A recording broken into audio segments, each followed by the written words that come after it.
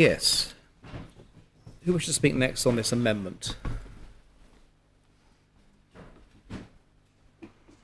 Yes, Senator Moore. Thank you, sir. Briefly wanted to speak in favour of the Constable's amendment here, and obviously don't need to labour the point, but I did just want to touch on a point that was raised by Deputy Ward, who referred to a disjointed and individualistic approach. Well, sir, in response to Deputy Ward on that point, I did want to remind him that we have 12 parishes in the island, and each of them has the ability to consult with its parishioners. Each has a distinct identity. And in St. Peter, there has been a considerable amount of consultation on the important subject of affordable housing.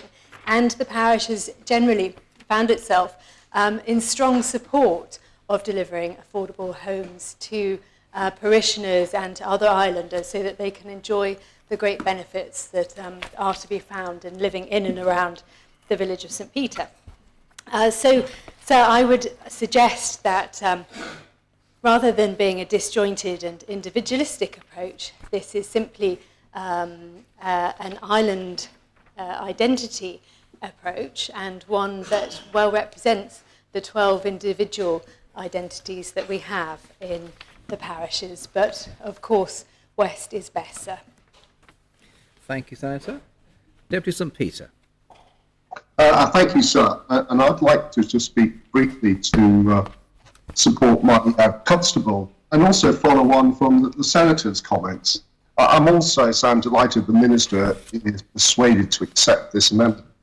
My Constable mentioned the Parish Assembly 2018. Now, the important outcome was that the parish voted to support a plan to work with the new island plan being debated today and not challenging then current island plan. Now, the parish accepted that such a development would fall at planning stage, resulting in much supportive work, cost, and mainly disappointment for those so desperately need homes. I think it is this solid foundation, that parish assembly and parish approval, which means, as the Minister has pointed out, that there's general support for new homes in St. Peter's to stand and support our community.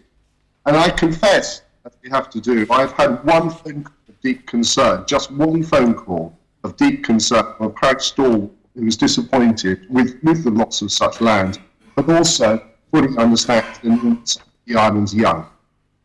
Now, I was delighted to be invited to sit on the parish committee and contribute towards to what is presented. Now, our future was for flats, family homes, and over 55 accommodation. All we needed to offer, sir, was a plot in the churchyard, and we had the full cradle-to-grave solution. Now, I'm not sure it's my place to mention names, but thanks must be extended to my fellow committee members. Now, I know the Constable isn't sure that we can deliver the right sizing homes, but I urge you not to give up. I believe it's the perfect balance. I urge members to support. Sorry, Deputy, your sound is being distorted. I'm not sure it's your fault. If you pause for a moment while we find out what it is that's causing Would you like me to say something so you can see if I'm still distorted? I think it's better now. All right. Please proceed. Thank you. Well, I have actually just finished. I don't know where to wind back to when this distortion started. It wasn't very long. The last maybe 15 seconds. I'll go back to say I was delighted to be invited to sit on the parish committee and contribute towards what is presented today. Our vision was for flats, family homes, and over 55 accommodation. And all we needed to offer was a plot in the churchyard, and we had the full cradle-to-grave solution. I'm not sure it's my place to mention names. Thanks must be extended to my fellow committee members for their efforts and vision. I also know the Constable isn't sure that we can deliver the right sizing homes much needed, but I urge him not to give up on it. I believe it's the perfect balance for our community, and I urge members to support this amendment. Thank you, sir. Thank you, Deputy. Does any other member wish to speak on this amendment? Yes, Deputy Ayer. Thank you, sir.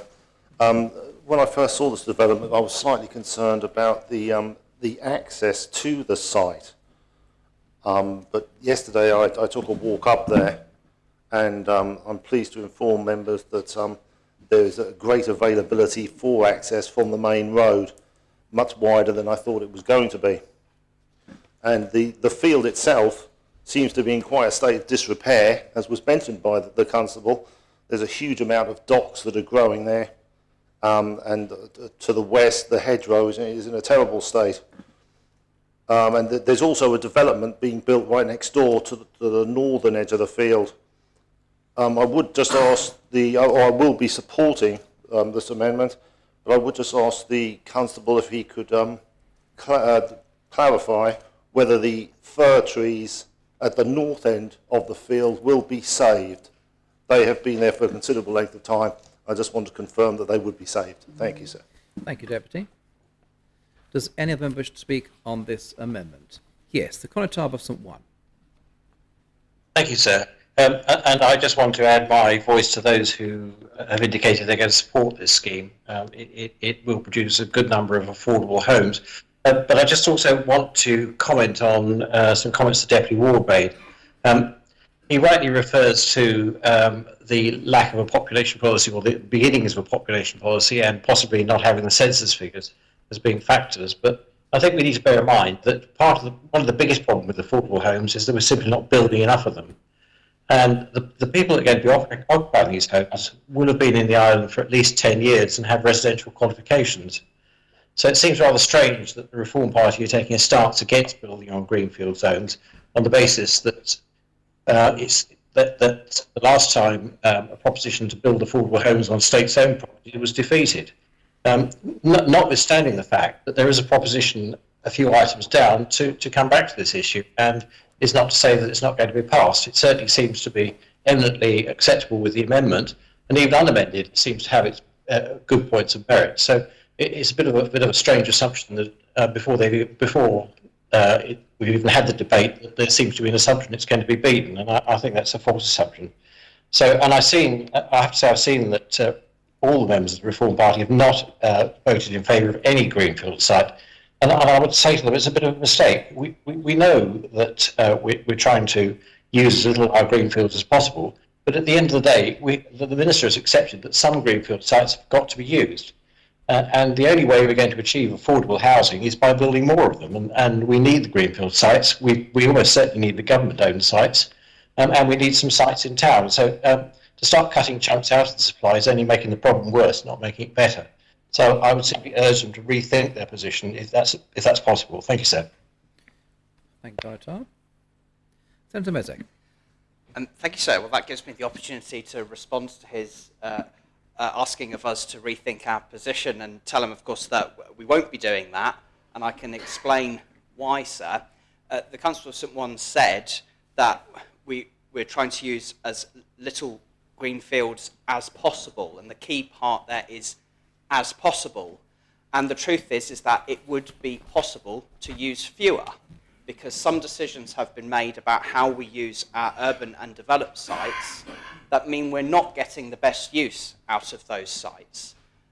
The government is proposing, with amendments that are coming up, to not require all of the land that they own when homes are built on them to be reserved for affordable housing, and are instead insisting with using land that we own, which is free for us to use, to build homes which don't match the profile of need that there is in Jersey, to build homes that will be part of the unaffordable market and costs and end up making it harder to deliver the affordable homes that we need, because if we revert to other sites, those will be sites that will cost us money to acquire, and that's extra cost that goes with it. So, no, sir, the Constable of St. One's is wrong. We're not using as few greenfield sites as possible. We could be down to use fewer if we were getting better use out of the urban sites. And that is why I will not support the rezoning of greenfields, whilst that option still remains open and whilst it is not being adequately dealt with by this island plan. Because if we accept that it's simply an inevitability that in the urban and built-up areas we will take a greed-led approach, which is what this is, and I'm looking at the Minister for Environment when I say that, open market homes on government-owned land is a greed-led approach, then I can't justify saying that we'll spoil parts of our countryside, whether that's agricultural fields that are still used to produce food here, whether it's countryside that we can enjoy, whether it's important sites for biodiversity and supporting wildlife in the island. It simply can't be justified.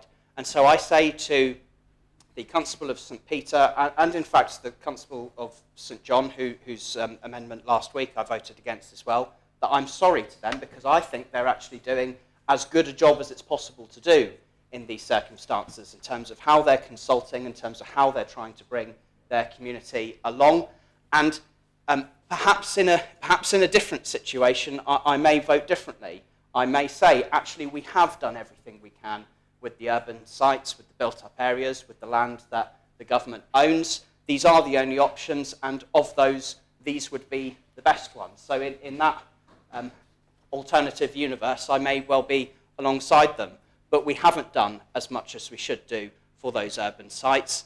There will be opportunities for this Assembly later on in this debate to try to undo that government policy of stipulating that there'll be a floor of 15% of affordable homes on government-owned sites. We'll have the opportunity to overturn that if we as an Assembly choose to do that.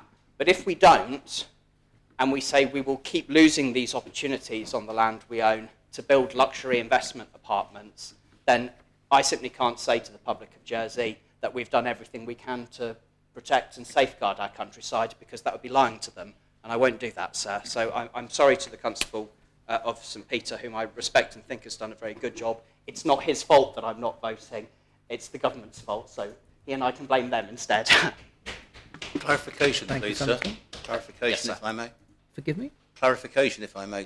We accept a clarification request? Yes. I wonder, the Senator, I think, if I heard correctly, said that state-owned land is free.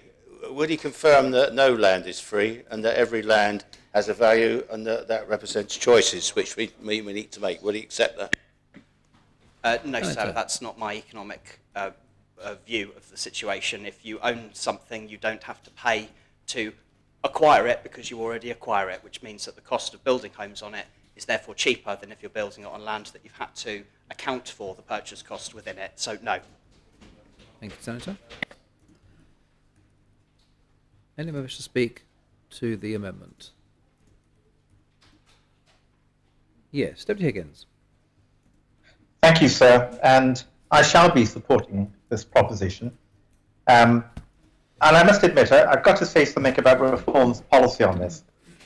Reform, I've supported in the past about the proportion of properties on government sites that should be affordable housing. No question of that.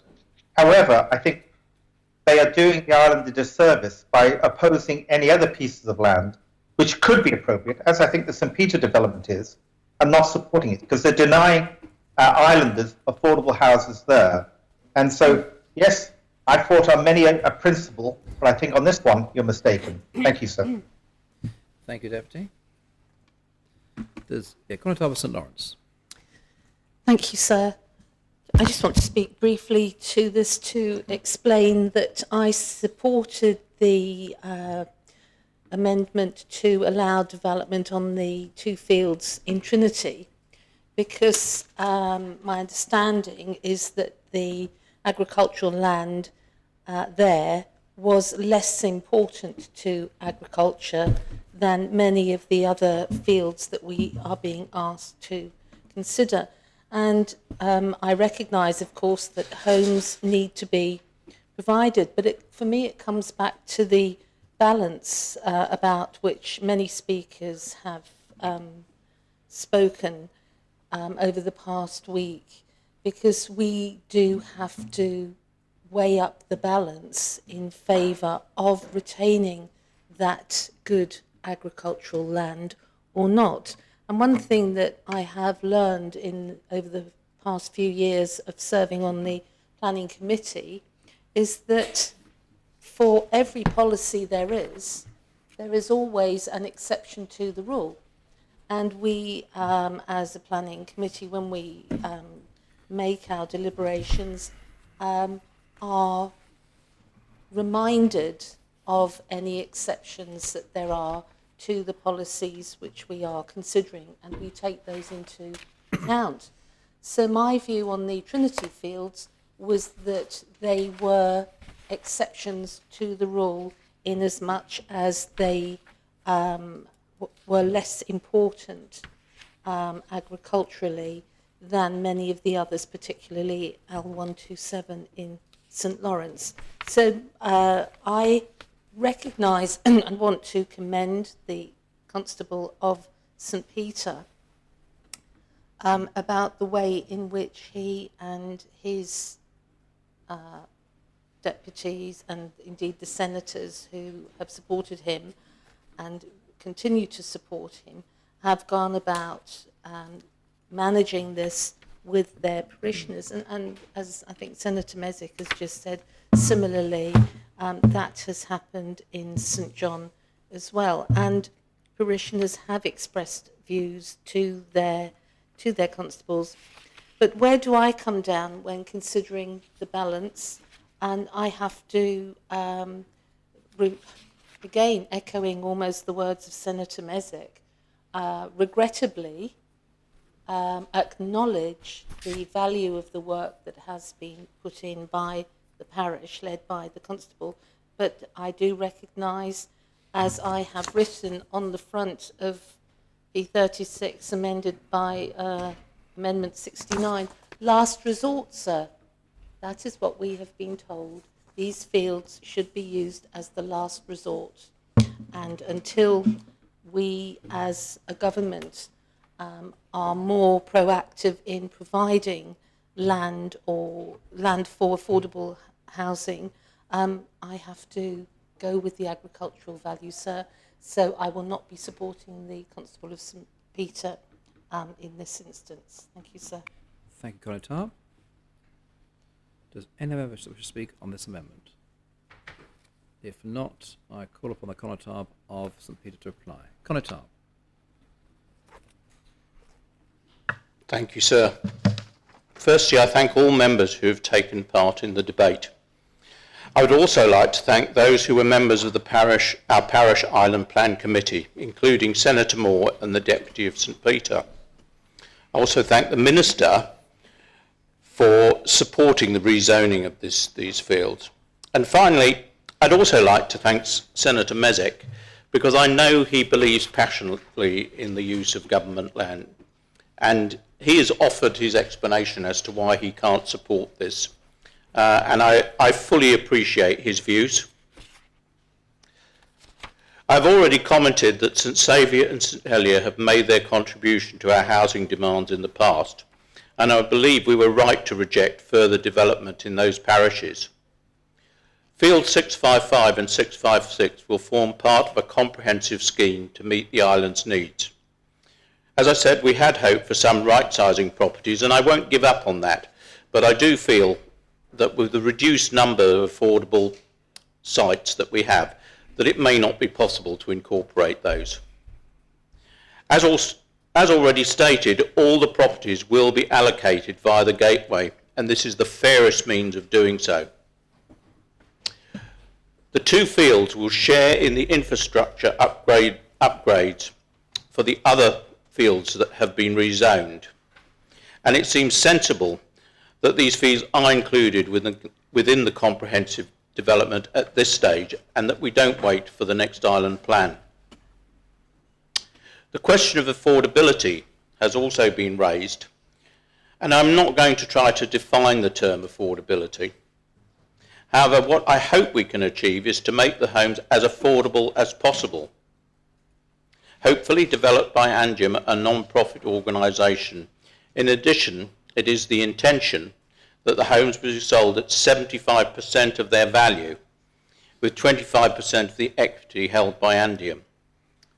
The homes would be for first-time buyers in perpetuity, therefore locked in and always made available to first-time buyers when they are resold. Hopefully, under such a scheme, the homes are available to those wanting to buy a property who otherwise would never have the opportunity. Finally, I will talk to the developers about the fir trees, and hopefully they can be saved. It has already been noted that further tree planting must take place, and therefore I do hope that there is no loss of these valuable trees. With that, sir, I ask for the appel. Thank you, Conatard. The appel has been called for. Members are invited to return to their seats. Those joining the meeting via the Teams link are asked to cast their votes in the chat channel, and I invite the greffier to open the voting for members in the chamber.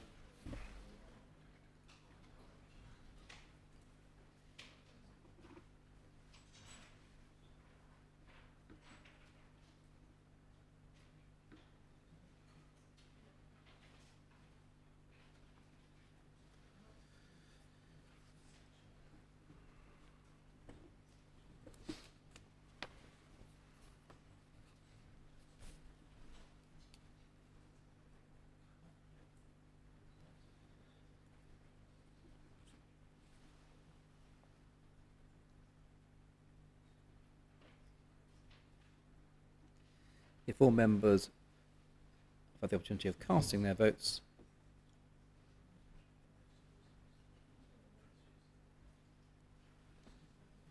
then ask the greffier to close the voting.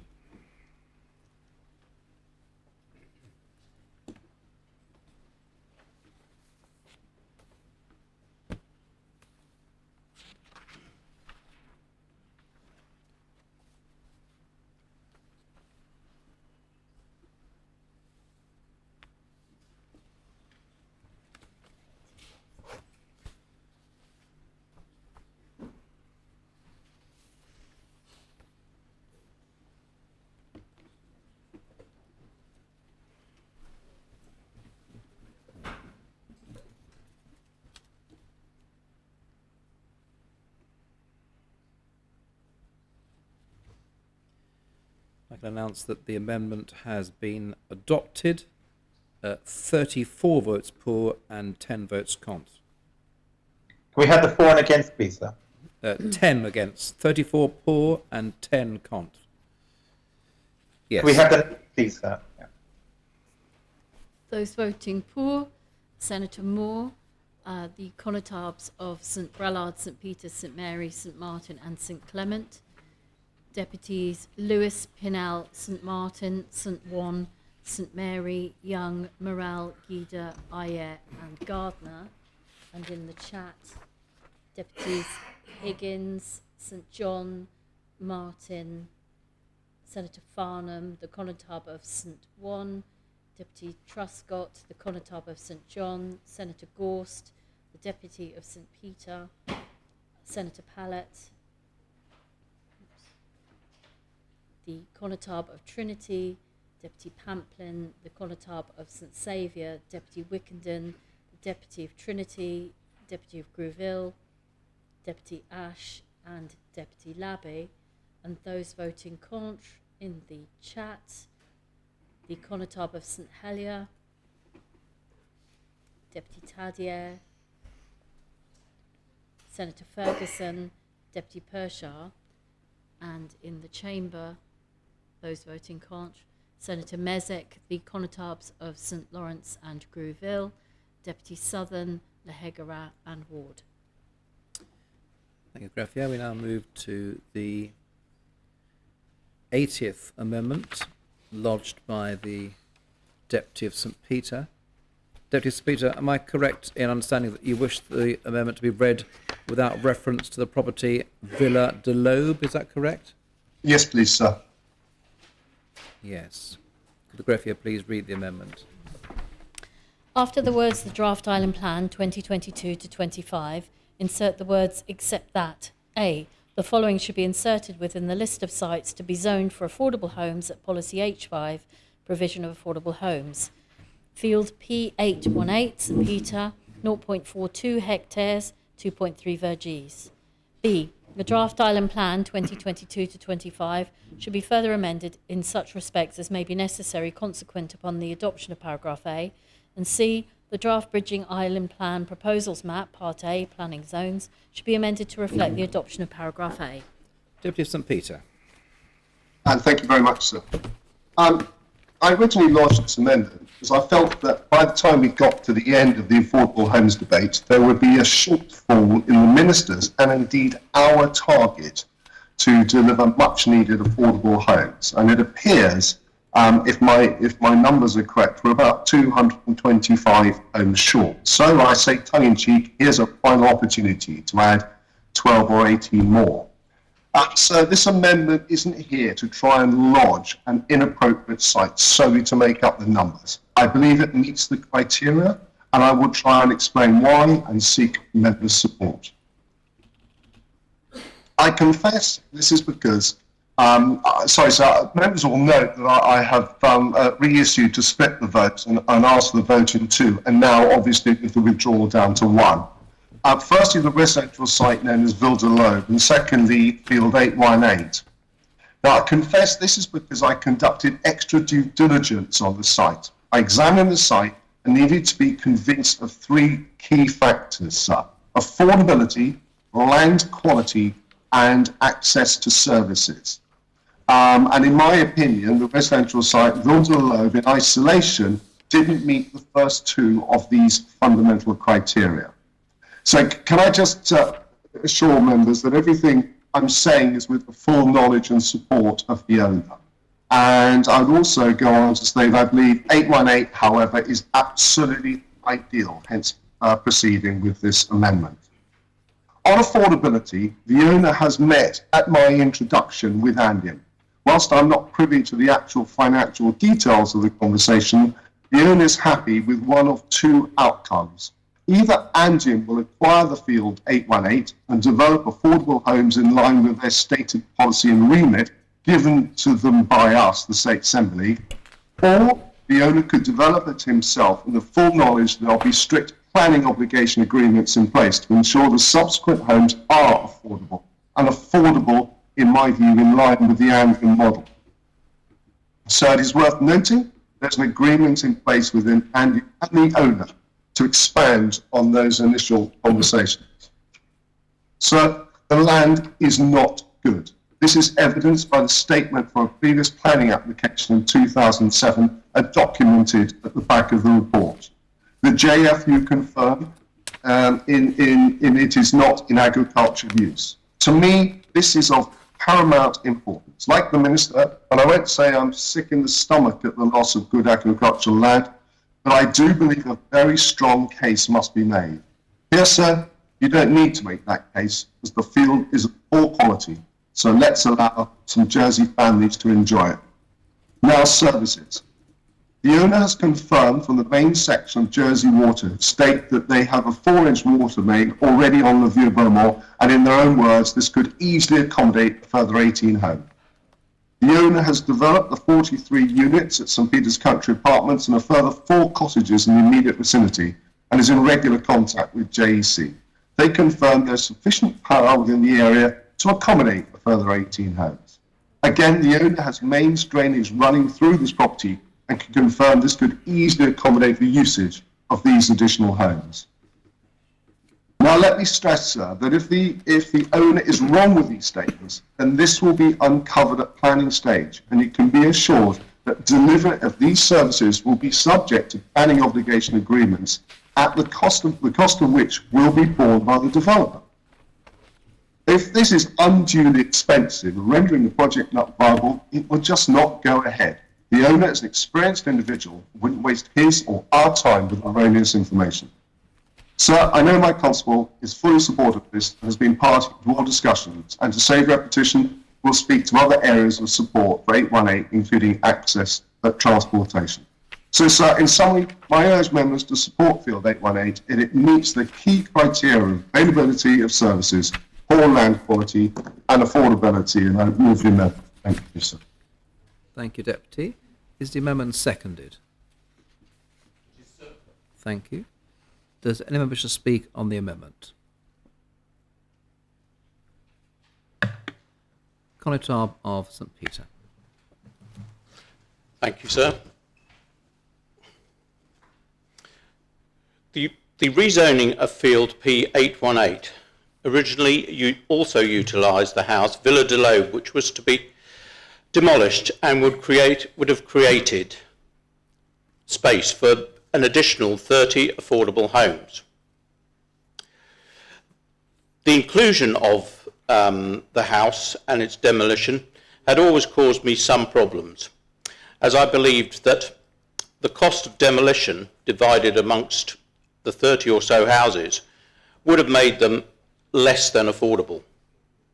However, I'm pleased to see that the Deputy has amended the proposition, and now we will be able to vote on field 818 as a standalone site, which should provide approximately 18 homes.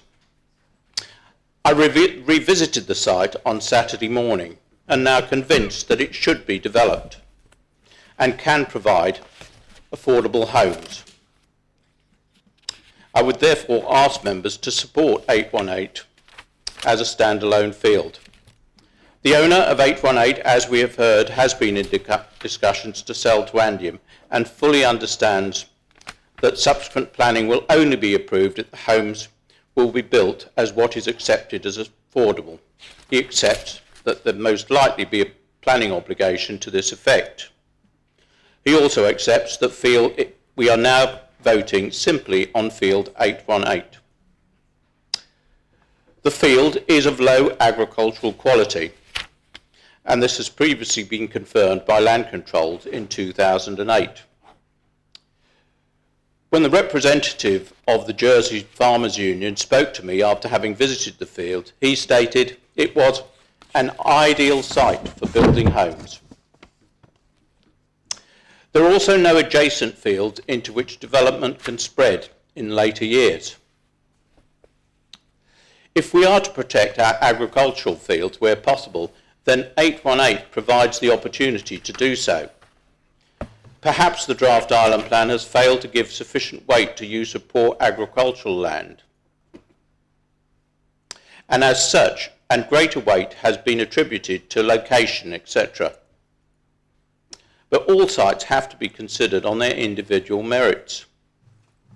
You should also note that along the same road, Thornhill Park was built some years ago on the site of the then Moorestown School, and therefore at that time planning did consider this was a suitable area in which to build.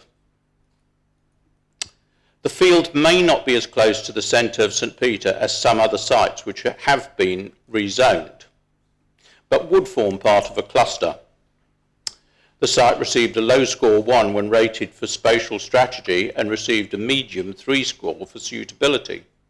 However, it should not be dismissed because of this. In fact, the site has easy access to all the facilities in St Peter's village and has excellent road and other links. The village shops, schools, doctors, dentists, chemists and other amenities are all within a 15-minute walk. The new bus shelter and bus stop are a 2-minute walk from the site, giving easy access to the centre of St Peter in just a few minutes for those who do not wish to walk. The co-op en route is just a 6-minute walk away and provides a good range of essential produce. When these factors are considered, the low scores perhaps seem a little unfair. The location of the bus stop also means that the site is well served by buses travelling into St Helier and school buses connecting to both Lake Kennebay and other secondary schools. Use of the buses should be encouraged as this is key to our sustainable transport policy. The site has also excellent accessibility as it lies by the roundabout of La Route de Beaumont, adjacent to the main road to the airport and Beaumont Hill, providing access to Beaumont, St Aubin and St Helier. The nearby cycle track gives access to St Peter, Jersey Bowls, Drive, the airport, the rugby pitch and Lake Kennebay. The site is therefore well placed for all modes of transport, whether by car, cycle or walking. Overall, it offers an excellent opportunity to make use of an area of no agricultural value. Despite the low score in the draft island plan for spatial strategy and accessibility, it does have excellent access to amenities, buses, shops and other facilities, together with good road and links to all other areas of the island. And therefore, I ask members to support this opportunity to make use of poor agricultural land. Thank you. Thank you, Conor Tarb. Minister for the Environment. Thank you, sir. I think I was a bit behind the curve on this one because obviously I was reading the original proposition before it was reissued. And of course the original proposition includes the house on the corner and the great big wall and obviously the field behind it. And so obviously now things have changed. It was my understanding that the Constable wasn't supporting this site, but apparently now he is. Of course, what I'm still puzzled about, notwithstanding that change of heart, as it were, which obviously members are able to do, the amendment, the reissued one, still includes the site plan in Appendix 1, which actually is unchanged, actually includes both parts of it, both the house, the corner and the field. And I see there's an adjacent property in the field next door, and I wonder what opportunity there's been to have a proper, those persons to be consulted in this. I have to tell you, I got really big process problems behind this one alone. Now, I do accept, now whether or not that should have been reissued in that way, because really it was a change. With a policy, what is the proposition lodged has now become something different. Now, anyway, got that point out. The Constable of St Peter, sorry, beg your pardon, I do apologise. The Deputy of St Peter says, field P18, that's this one, is not as close to the centre of St Peter as some of the sites included by the Minister in the draft island plan. And therefore the site relieved a low score. Absolutely right, because it's not in the village. It's south of the village. And it said the site should not be dismissed because of this, because of suitability. And it says it's got easy access to all the facilities in St Peter village and has excellent road. Well, from my memory, there's now a little bit of footpath going along part of it. I apologise if I get this wrong, but I recall there's quite a gap. There isn't one. You have to walk along the road. And you have to look, and I can't recall whether there's a footpath going to the co-op shop, but apparently it just takes 6 minutes to get there. All the amenities are there. Well, of course the village is immediate. The fact that when we're making these decisions, please members have taken the message on board, and all their decisions so far today, I think, have reflected that, about the planning balance. Weigh in the pluses and the minuses. Now, it is true that this field is not much used for agriculture. Well, nor's my back garden. But, but what we're going to do is, what we're going to make that the same, the same priority while we zone it then? No, I think there's more to it. Now, there are also major features about the infrastructure on the site. What I'm told here is that there would be infrastructure issue. The infrastructure team have got real problems about the retaining structure of the southern boundary of the site. Now, I think we're dealing with, a field that sits right next to a house which looks all within that same retaining structure. So you've got the issues of the structural stability of that structure, and also what about the impact of the flow of traffic in the event the stability of the wall deteriorates. And then there is infrastructure. The drainage capacity is not there. It is not there. So really, they are pointing out. Now, I have to accept the land controls team say, yes, there is no significant agricultural value. And it's got permission for horses, equine use, which is okay. Now, I don't know, where do the horses go? I don't know, but there we are.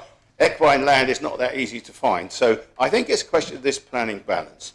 The planning inspectors did not include this site.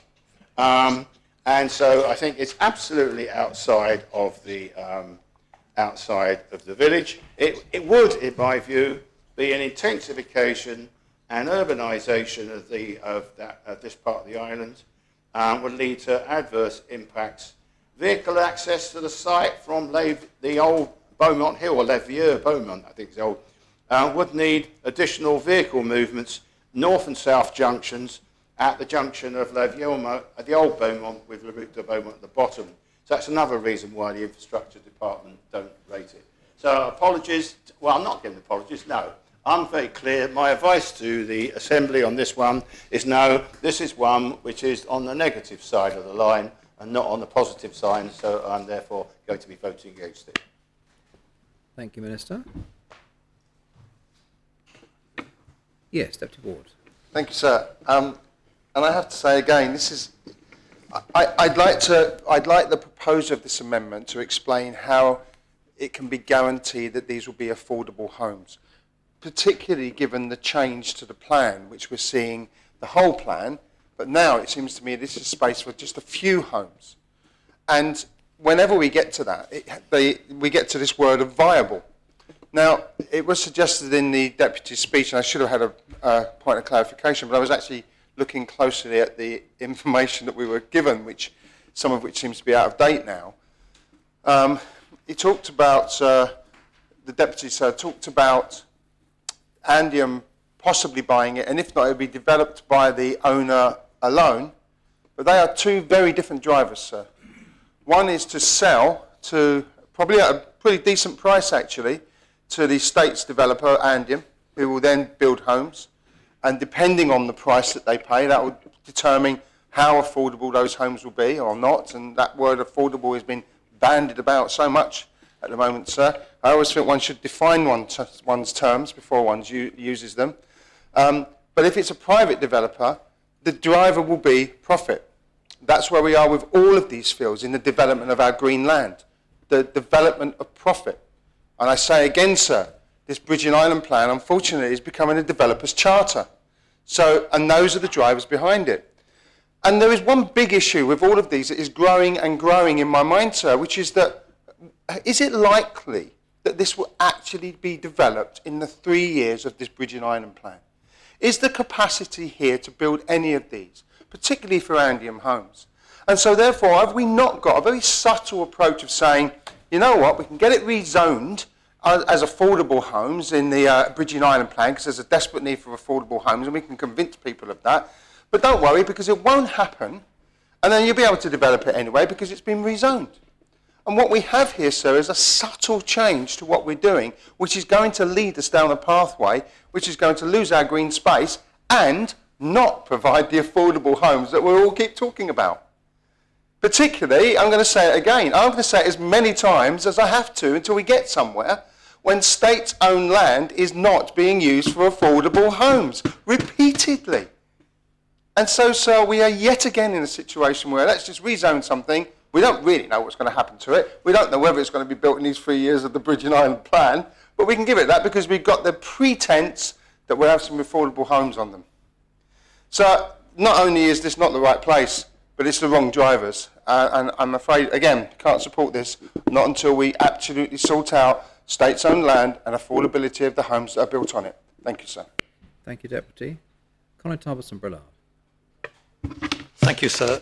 And I'm sympathetic to this application, but there are a couple of points I would ask the proposer just to clarify for me, please. I'm aware of the site and the fact that actually it's a sloping site towards the main Beaumont Hill, and we see on the document, on the proposition before us, the amendment before us, it's got a steep wall, a high wall on the Beaumont Hill side, topped by a hedge, as mentioned in the documentation. Now, sir, there are houses proposed on the other side of that hedge, and given that these are going to be family homes, can we be sure that there is no risk to life and limb, particularly children and pets, falling into that very, very busy road? And whilst it's easy to draw these things on a picture, will we have an increase in the height of the wall to ensure that is the case, or will there have to be a massive fence or structure to ensure that happens? So I'd be interested to hear the proposer's comments on that. Thank you, sir. Thank you, Conor Tarb. Conor Tarb, St John. Thank you, sir. We visited this site as we visited every other site, four of us, with officials from the Environment Department 2 weeks ago. I'm slightly confused as to where the boundaries are now. Looking at the Appendix 1, I'm not sure where the line is on that site.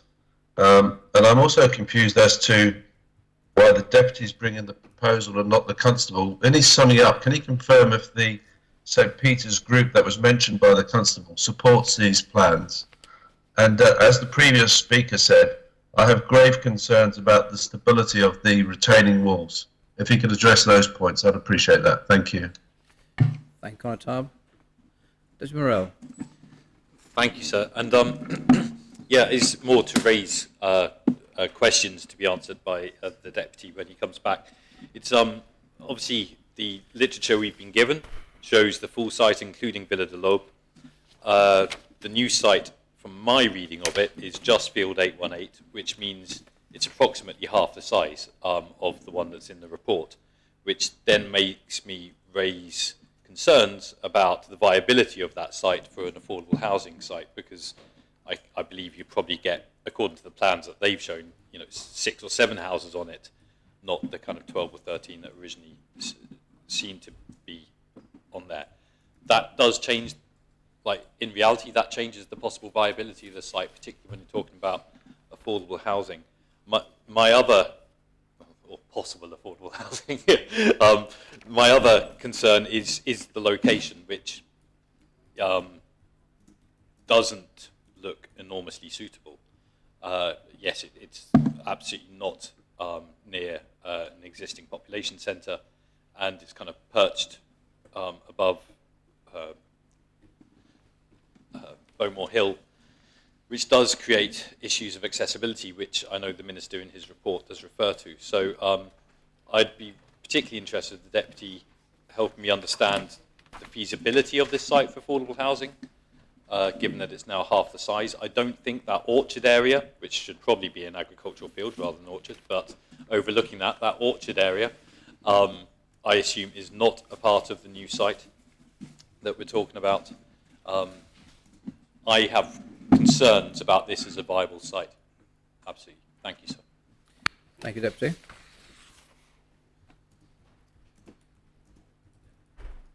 Constable St Lawrence. Thank you, sir. This site is smack bang in the middle of the green zone. I don't really have a problem with this, in as much as I know I'm going to vote against it. Because it doesn't have any of the exceptions to the policies that would make me support it. We've heard many members today speak against ribbon development, but so this couldn't even be classed as ribbon development because it wouldn't be joining on to anything at all. There's nothing around it, that's quite clear. So it would be far worse than proposed ribbon development, which we seem to be so vehemently against. It would be standalone at the top of Bowmore Hill, completely impacting upon the character of the countryside to the detriment of that character. It performs very poorly, as the Minister has said in his words when he has urged us to reject this amendment. And I believe the Deputy of St Peter said that he brought this really because he thought that potentially we may reject many of the other homes that were being proposed in these rezoned sites. I don't think that's reason enough to support this. It's completely wrong. Top of Bowmore Hill, I just can't support it. When I weigh the balance, it comes down firmly against it. And I would urge members to not be tempted by the fact that potentially there could be a few more homes added to those that we said we need. We've heard from the Minister it's absolutely the wrong site, notwithstanding that the agricultural value of the land is not great. It's not of good agricultural value, but that is something that we need to consider with everything else. So quite clear for me, sir, the Deputy has brought this as a quick win, but actually it would be a loss to the island, sir. Thank you. Thank you, Conrad Tarr. Deputy Southern. Didn't expect to be so soon, sir. But nonetheless, I should be brief. And the key question for me is the one of principle on which my party stands. In this case, it's answering the question before we use any green land, whether it's good, bad or indifferent, are we making maximum use of the ground, the land that we already own? And if the answer to that is no, then this cannot get my vote. Thank you, Deputy. Does any other member speak on this amendment? I call upon the Deputy of St Peter to reply. Deputy. Thank you, sir. Ooh, lots of fun there. Sorry, I got an echo. Are you hearing me okay? Yes, we can hear you. Thank you, sir. Two areas that came up, the Constable of St Bernard's and Deputy Morell were talking about density 12 and 18 homes. There's the owner, I have to say, he suggested, and that about 18 homes could be fitted on 818 in isolation. Andium did a mock-up very quickly, but very professionally, to suggest that there would be 12 homes on there. The difference was ultimately the amount of space between the end of the homes and the retaining wall. And that consideration of that safety was taken firmly on board. I would suggest, and quite rightly so, that the strength of that retaining wall would be, I have no firm information on that. However, I would suggest that will come under a planning obligation agreement of any planning application that would be granted, because that would be of paramount importance. So I think I've covered those two there. The other questions about the location, yes, it's not right in the middle of the heart of the village, and I thank members for supporting everything in the heart of the village. I think it's going to be a fantastic contribution to our society, and St Peter's will continue to thrive accordingly. However, yes, it is a little bit outside. The Constable of St Peter's was very clear about the amenities and the access points, and is very comfortable with that in his position as constable. I'm desperately trying to remember walking up that road the last time I walked between 818 and the village, and I think there is a break in the pavement. I think there's a break in the pavement as you walk up from the top of Bowmore Hill to the village, but I'm desperately trying to remember that. I will turn the volume down. I've just seen something in chat, if that's, try and make that a little bit better. The Constable Trinity, I thought about this long and hard, and when I bought it, yes, I confess initially there was a bit of a quick win, but then when I thought about it long and hard and carved out the house from the field, I'm totally confident that this isn't to make up the numbers and try and get a quick win at the end, but it stacks up in its own right. I thought that through and I considered that very strongly, but the Constable is always very, very cute and very perceptive in what she observes. I think I just talked about affordability. You know, nobody has come up with affordability very well. I know the housing minister has worked it out on the amount of income and the mortgage affordability people can secure in order to borrow. I see affordability as the cost. There are four things that make up the cost of a development. There's the land, there's the infrastructure, there's the actual build, and in the commercial world, there's the developer's profit.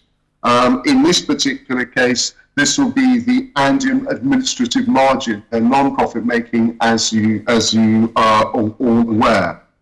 The area that we are actually in control of is the land value.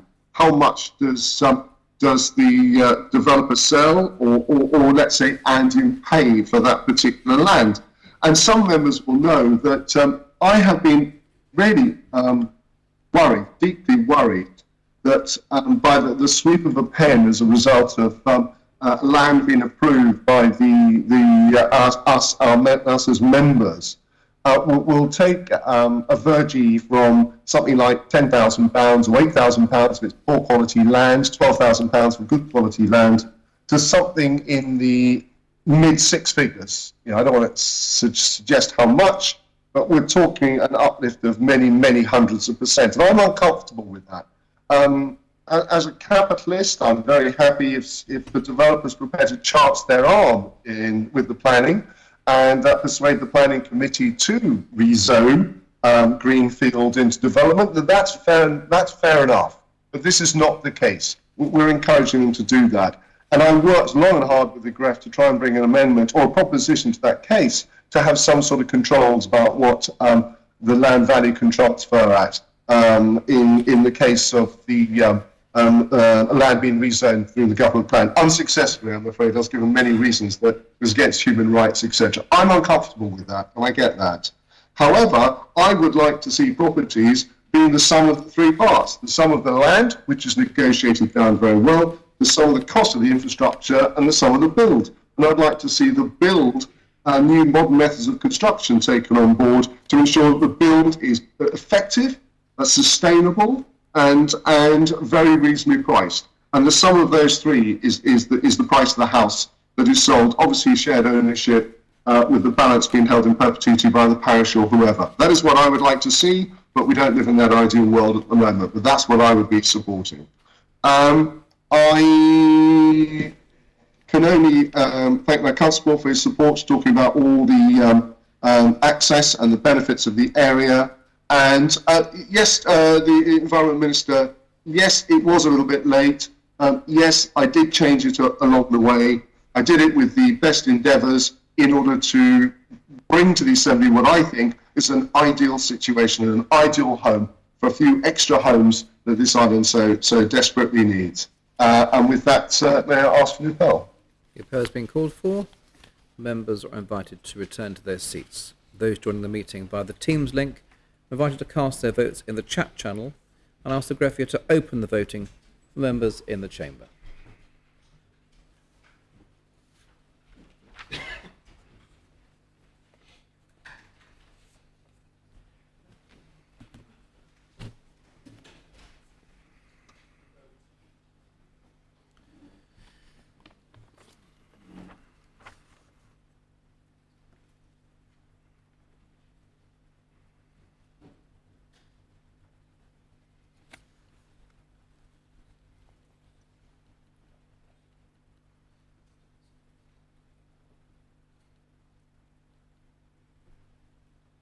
If all members have the opportunity of casting their votes,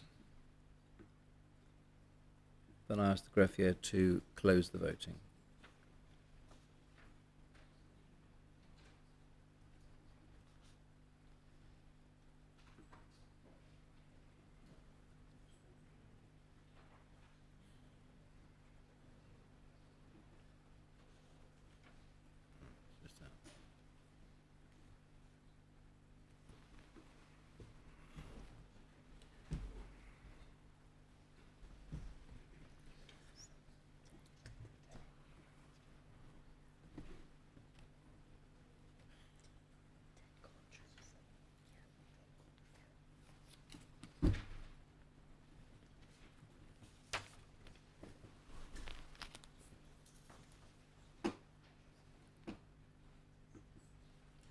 And I can announce that the amendment has been rejected. 15 votes for, 24 votes contra. May I thank members for their contributions. Thank you, Deputy. Could the vote be read, sir, please? Yes.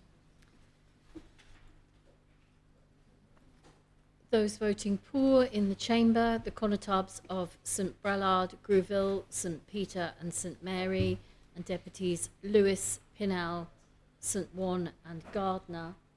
And in the chat, those voting for, Deputy Labby, Deputy Ash, Senator Farnham, Senator Gorst, the Deputy of Grouville, Deputy Higgins, and the Conotub of St Wan. Those voting contre in the chamber, Senators Moore and Mezek, the Conotub of St Lawrence, St Martin and St Clement, Deputies Southern, St Martin, St Mary, Young, Morel, Guida, Lehegera, Ayer and Ward. And in the chat,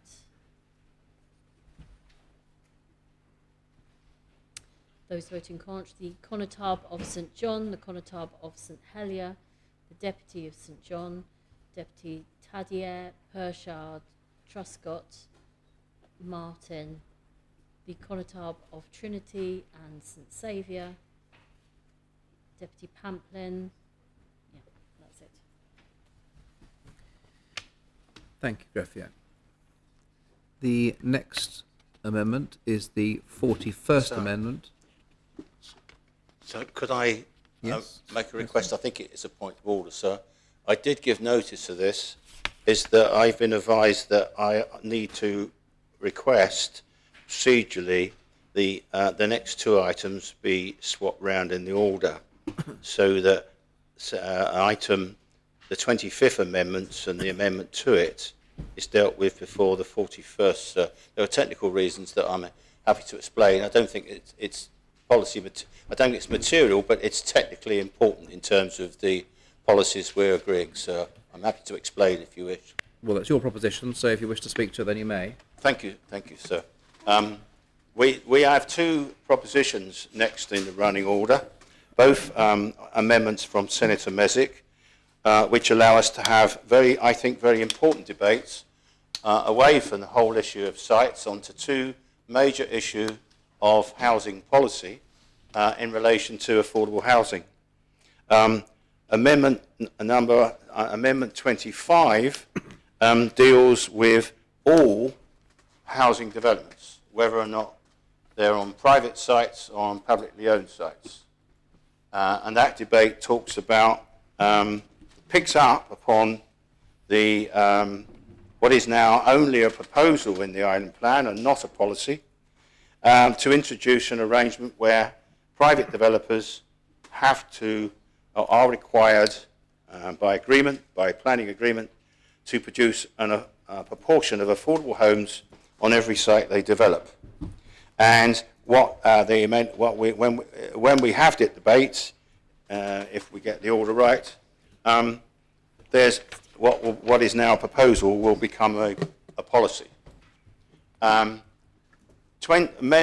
Amendment 41, which will follow that, deals with how that policy and a broader policy of what we do about state-owned sites, where we can, of course, make our own decisions.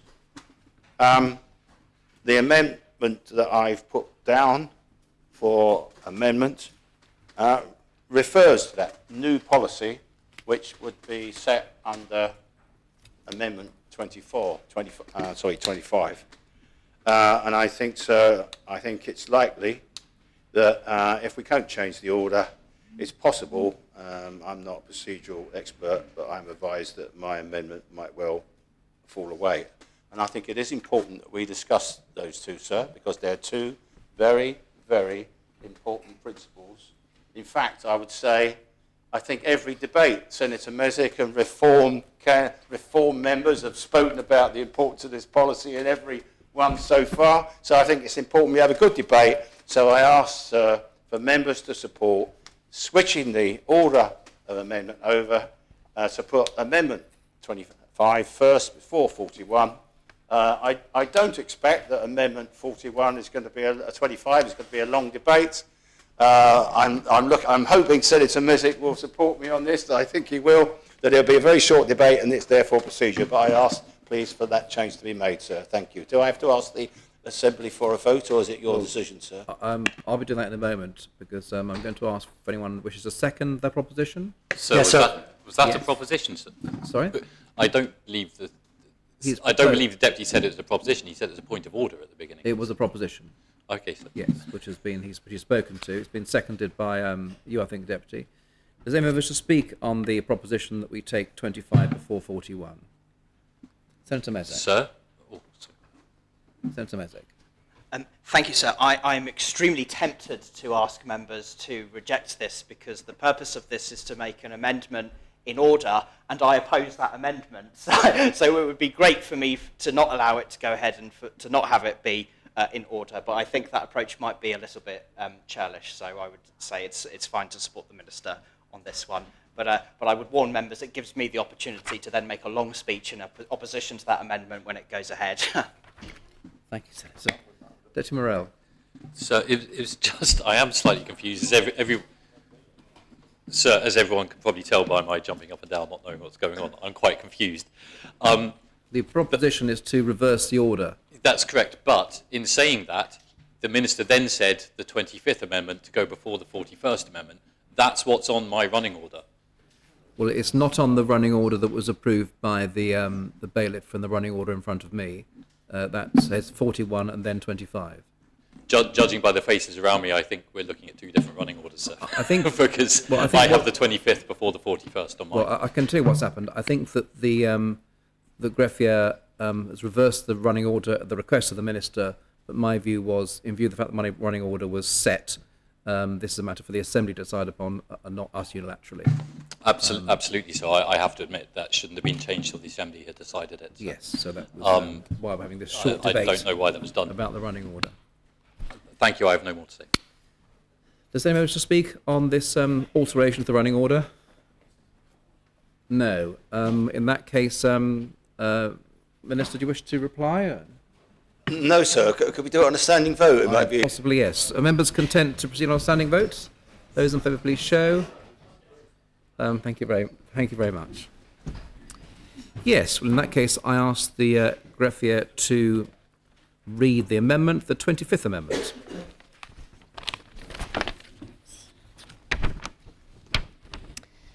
After the words the Draft Island Plan 2022 to 25, insert the words except that. A. Before Proposal 22, Future Affordable Housing Provision, there should be inserted the following new policy. Policy HX, Future Affordable Housing Provision. Residential development to which this policy applies will only be supported where a proportion of affordable housing is provided in accordance with the proportions and thresholds set out in supplementary planning guidance issued by the Minister for the Environment. The application of this policy will be phased incrementally, subject to monitoring and review, such that 1. The threshold levels for the scale of the development to which it applies will be incrementally reduced over time. It shall initially apply to schemes with a capacity of 5 or more homes and is intended to apply to schemes with a capacity of 2 or more homes after 5 years. 2. The proportion of affordable housing to be provided will be increased over time. It shall initially be at a rate of 12.5%, rising incrementally to 20% after 5 years. The percentage of affordable housing shall be rounded up if the figures arrived at contain a proportion of 1 unit. The tenure of that proportion of development yield that is to be provided as affordable housing, i.e. whether it is to be affordable homes for rent or purchase, shall be determined by guidance issued by the Minister for the Environment. Schemes that are just below the threshold levels will have to demonstrate that the proposals do not represent an under-occupation of the site, nor that a large site is being brought forward in phases in order to avoid the threshold at each stage. Affordable housing shall be provided on the site for which permission is sought unless one or more of the following circumstances apply. 1. That the provision of affordable housing on the site would make that development unviable. 2. That the site is of such a size or nature that the contribution to affordable housing would be maximised by the contribution to affordable housing in the form of a commuted payment to support the delivery and or procurement of affordable housing elsewhere. 3. Affordable housing is best provided through the mechanism of a site swap using sites within the ownership and control of the applicant. 4. The housing units provided in a mixed-use scheme are directly related to and necessary for the operation of that development. The Minister for the Environment will review the parameters which apply to the operation of this policy on an annual basis and, where there is a need for change, will issue supplementary planning guidance to revise one or more of the following: the threshold size of developments to which the policy will apply, the proportion of affordability to be derived from those developments to which the policy applies, including the level of commuted sum tariff, and the tenure of the affordable housing development yield. B. Proposal 22, future affordable housing provision, should be deleted and replaced with the following proposal. Proposal, affordable housing. The Minister for the Environment will develop and issue supplementary planning guidance for the operation of this policy in order that it might take effect from 1st of January 2023, and C. The draft Island Plan 2022 to 25 should be further amended in such respects as may be necessary consequent upon the adoption of paragraph A and B. Senator Mezek. Thank you, sir.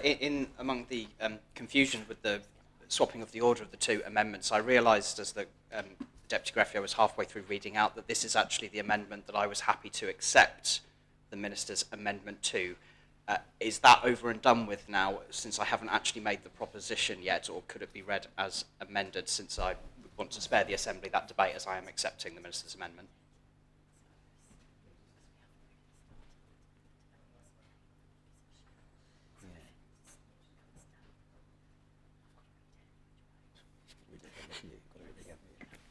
Yes, as you haven't made the proposition yet, then the Greffier can, if you wish, and there's no objection to this, read your amendment as amended by the Minister's amendment. Greffier. The proposed policy HX, future affordable housing provision, should be replaced with the following new policy. Policy HX, making more homes affordable. Development proposals involving the creation of 50 or more new dwellings will only be supported where at least 15% of the development is made available for sale or occupation by islanders eligible for assisted purchase housing. Access and eligibility criteria for such homes will be established and maintained by the Minister for Housing and Communities. Schemes that are just below the threshold level must demonstrate that the proposals do not represent an under-occupation of the site, having regard to development density levels considered appropriate for the area, or that a large site is not being brought forward in phases in order to avoid meeting this policy requirement. In any such proven cases, development proposals may be refused or planning obligation agreements used to ensure that a phased development will make a proportionate contribution.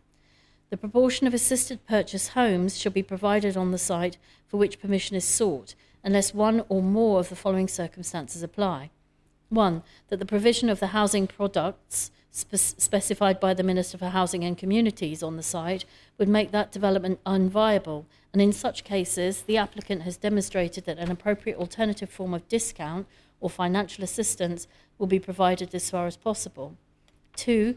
That the site is of such a size or nature that the contribution to assisted purchase housing would be maximised in the form of a commuted payment to support the delivery and or procurement of assisted purchase housing products elsewhere. A commuted payment will not be accepted where it is intended to cross-subsidise homes already subject to an affordable first-time buyer or other assisted purchase requirement, but may be used to increase the supply of assisted purchase homes on another open market site. 3. Where assisted purchase housing is best provided through the mechanism of a site swap using sites within the ownership and control of the applicant, which will be secured against a planning obligation agreement. This policy will be in effect from January 2023, following the development and publication appropriate assisted purchase products and eligibility criteria as relevant to the application of this policy. The Minister for the Environment, in consultation with the Minister for Housing and Communities, will periodically review the parameters which apply to the operation of this policy and, should a need for change be identified, will issue further supplementary planning guidance to revise one or more of the following: the threshold size of developments to which the policy will apply, the proportion of homes to which the policy applies, the type and value of first-time housing products which might be applicable, the means by which the contribution can be made, including the level of commuted sum tariff, the housing gateway bands from which the homes are to be allocated. Page 3, paragraph B, the words 1st of January 2023 should be replaced with January 2023. The Minister will also further assess the viability of decreasing the threshold to which this policy applies and or increasing the proportion of contribution that is to be made. Such work will be undertaken in consultation with key stakeholders with a view to increase the policy requirement in the subsequent Island Plan 2026 to 2035.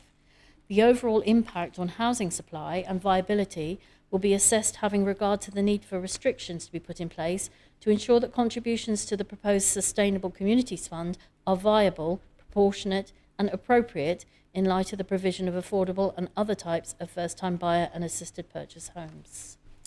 Thank you. Senator. Thank you, sir, and thank you to the Deputy Grefiev for that. I really hope that I'm reading the right notes now.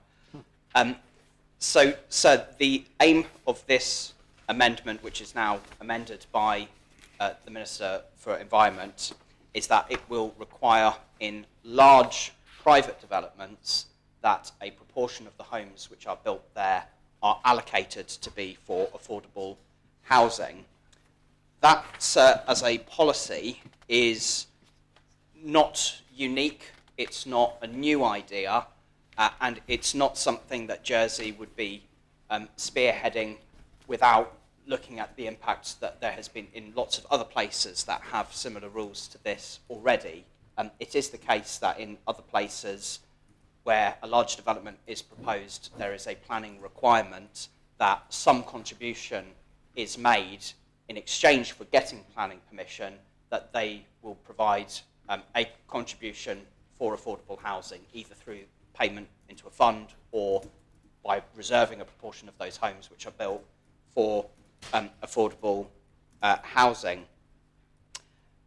So this is not a new idea in Jersey. This was proposed actually as part of the 2011 Island Plan. And back then, the proposal to require the private sector to deliver a proportion of affordable housing on their sites was proposed as the key way of delivering affordable housing at that point. We know that back in 2011, we had big problems with our affordable housing stock. And so it was proposed that the way that we would deliver those affordable homes would be through the private sector. And it was proposed as a policy which would later be enacted in the 2011 Island Plan. After a few years of wrangling, that policy never actually saw the light of day. It wasn't implemented, and a few years later, it was quietly dropped and changed to a different policy, which would be that rather than getting the private sector to deliver affordable housing, it would be the government-owned providers using government-owned land. And all of these years later, though Andium have made a sterling effort with the sites that they do possess, we haven't actually fulfilled that policy either, because we haven't freed up government sites to the affordable housing providers to deliver those homes. So we set out to do one thing in 2011, gave up, adopted a different policy instead, and we haven't fulfilled that policy either, which means now, in 2022, we are in a housing crisis, and extra effort is now needed to try to make up for those lost years where we weren't doing what successive governments had said they wanted to do in delivering affordable homes on government-owned land, and before that, asking the private sector to make its contribution.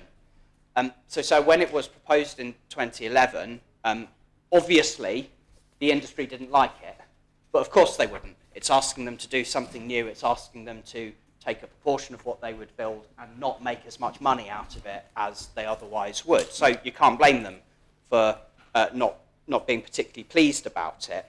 And that may be one of the reasons why the politicians at the time essentially chickened out of pursuing it.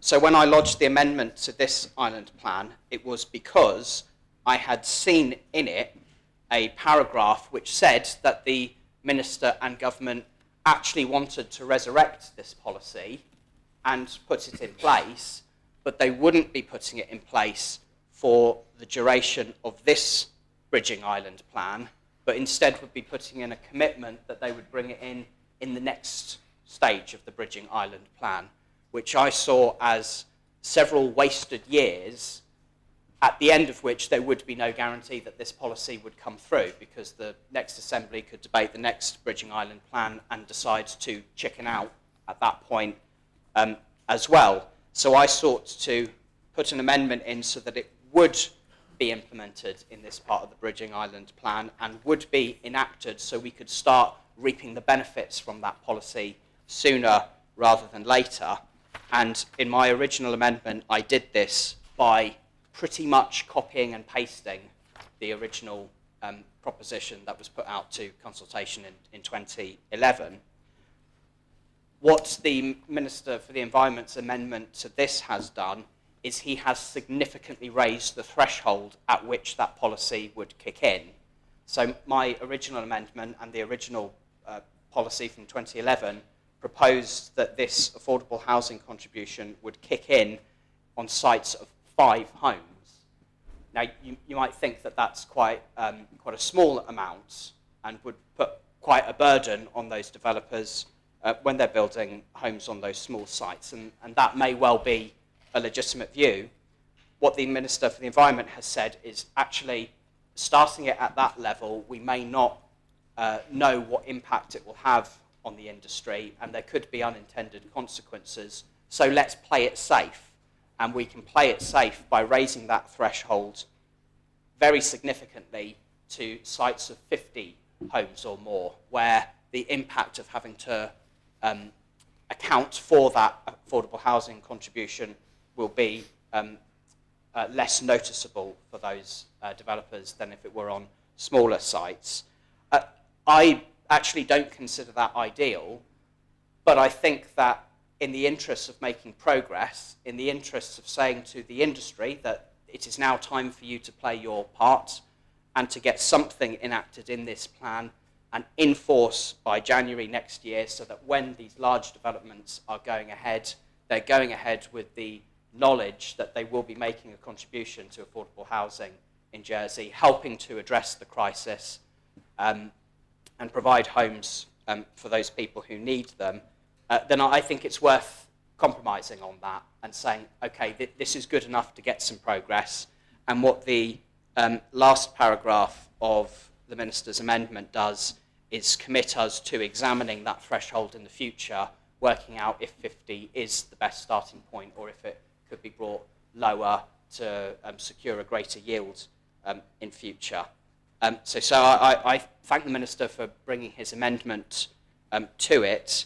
I hope that States members, having had several days now of debate over specific housing sites where many of us struggled with finding that balance between protecting our open green space and providing the affordable homes that we know we need, that debating this policy now, we know that in practice this will apply to already built up sites in town that aren't owned by the government but owned by the private sector, and so this will help us secure a greater yield of affordable homes without having that negative impact on our environment, which has come into the debate several times over the last few days. And I hope that that angle to it will at least make this uncontroversial and allow States members, whatever position they've taken on those fields in the countryside up until this point, to say, right, well, now we have a proposition that in practice will mean we'll get a greater affordable housing contribution in the town and built up areas, and allow the private sector to play its part in doing that. So I make the amendment on that basis. Thank you, Senator. Is the amendment seconded? Yes, sir. Thank you. Does anyone wish to speak on the amendment? Minister for the Environment. Thank you, sir. I'm grateful for Senator Mezek, I think, helping our debate by accepting my amendment. I think everything, like I said, the senator has said is correct. That this is not the first time. This policy was previously called Policy H3 from the 2011 Island Plan. And the whole intention was to see that every site that was developed for housing everywhere in the island, that a proportion of those homes was affordable. The idea, I think, of the then, I think although it was former Senator Cohen who brought the Island Plan, I think it was the late Deputy Hamill who tried to, had the job of putting this policy into effect. And I think, I know that this was a very, very difficult thing to do because, as the Senator Mezek says, it's about, well, what are the rules? What are the thresholds? Where do you start that? Is it any site or is it on large sites? And also, what percentage? Do you say 10%? To be frank, I'm having a bit of a struggle to remember what the percentages were. But they were set. And then, of course, the issue you also have to deal with, well, that may not work on every site. You know, having a straight percentage of homes. Say, you know, if you have a 10% and you get 5, well, you know, half a house would be, you know, affordable. So it doesn't really work. And then, you know, multiples are not going to work. So the idea also included with such a policy is what they call, and this has been used elsewhere that is criticised, what you call have a tariff. You know, developers can pay money into the planning system, which would be used to acquire or ensure a delivery of affordable homes elsewhere within the planning system on whatever site or what. So in other words, because then the developer would meet their liability and then those homes would then be developed somewhere else, quotes. But of course, what is somewhere else? This is very, very difficult. And then you've also got the issue of what they call swaps. In that a lot of developers, you need the flexibility in the policy to be able to take what is an obligation which is forced on a developer, because the whole way that this policy would work, if members support the amendment as amended, is it's a policy. And that means every planning decision of any development of homes, residential development, over the threshold, then they would not get the planning consent unless they enter into that planning obligation agreement to fulfil that liability. And they can either fulfil it by a proportion of homes or in all the other sorts of ways that, that the words of the policy have set out. And obviously, listening to the policy, I'm sure members' reaction will be the same as mine. It sounds very complex, but of course it has to be. Because Senator Mezek's amendment took what is a very short paragraph in the draft plan to say coming into the draft plan process, coming into the process before Senator Mezek's amendment, it says, look, we're going to look at this, we're going to look at the viability with a view to bringing it forward in later plans. The inspector considered a lot of evidence about that, and he asked, well, why didn't it work? Because it's worked elsewhere throughout the UK and other places. Why hasn't it worked? And I don't think he was satisfied with the answer, because he said, well, this is a good approach. This is a good, in principle, but he did have to respond to the evidence coming from the industry. The industry was saying, well, we don't really know what the effects of this are going to be. We don't want to have unviability. It could block all housing developments. And of course, the reality is, we need, and this is, we have to acknowledge this. Not only do we want affordable homes, we want open market homes. Open market homes for the people, because just remember the numbers. Going back to what the debate we had early on last week, 4,300 odd homes in the period, 1,600 affordable. Now, that's a large number of homes, open market homes. And of course, if we introduce this policy, we are going to be able to get a chunk, if you like, of that open market homes into an explicitly affordable box, if you like, for the benefit of our community. Now, the question is how onerous do you set that level and what is affordable? And so Senator Mesick's proposal as drafted, which he's accepted, was, I can't remember, I think it was 5. That if you went over 5 units, it becomes. The proposal that in the amendment that I have put, that Senators accepted, has adopted a very high threshold to start with, 50 units. So any developer that develops 50 units, they are going to get this obligation imposed on them, if members agree. And we've applied the start date of January. We've gone along with Senator Mesick's proposed start date for that. And members might say, well, why can't we do it tomorrow? Well, I think, to be honest, the truth is we have to give all developers notice. Everybody has to have time to gear up for what is a major change. I think a matter of months is not unreasonable. And I'm pleased that Senator Mesick proposed that, and I'm happy to support him in that.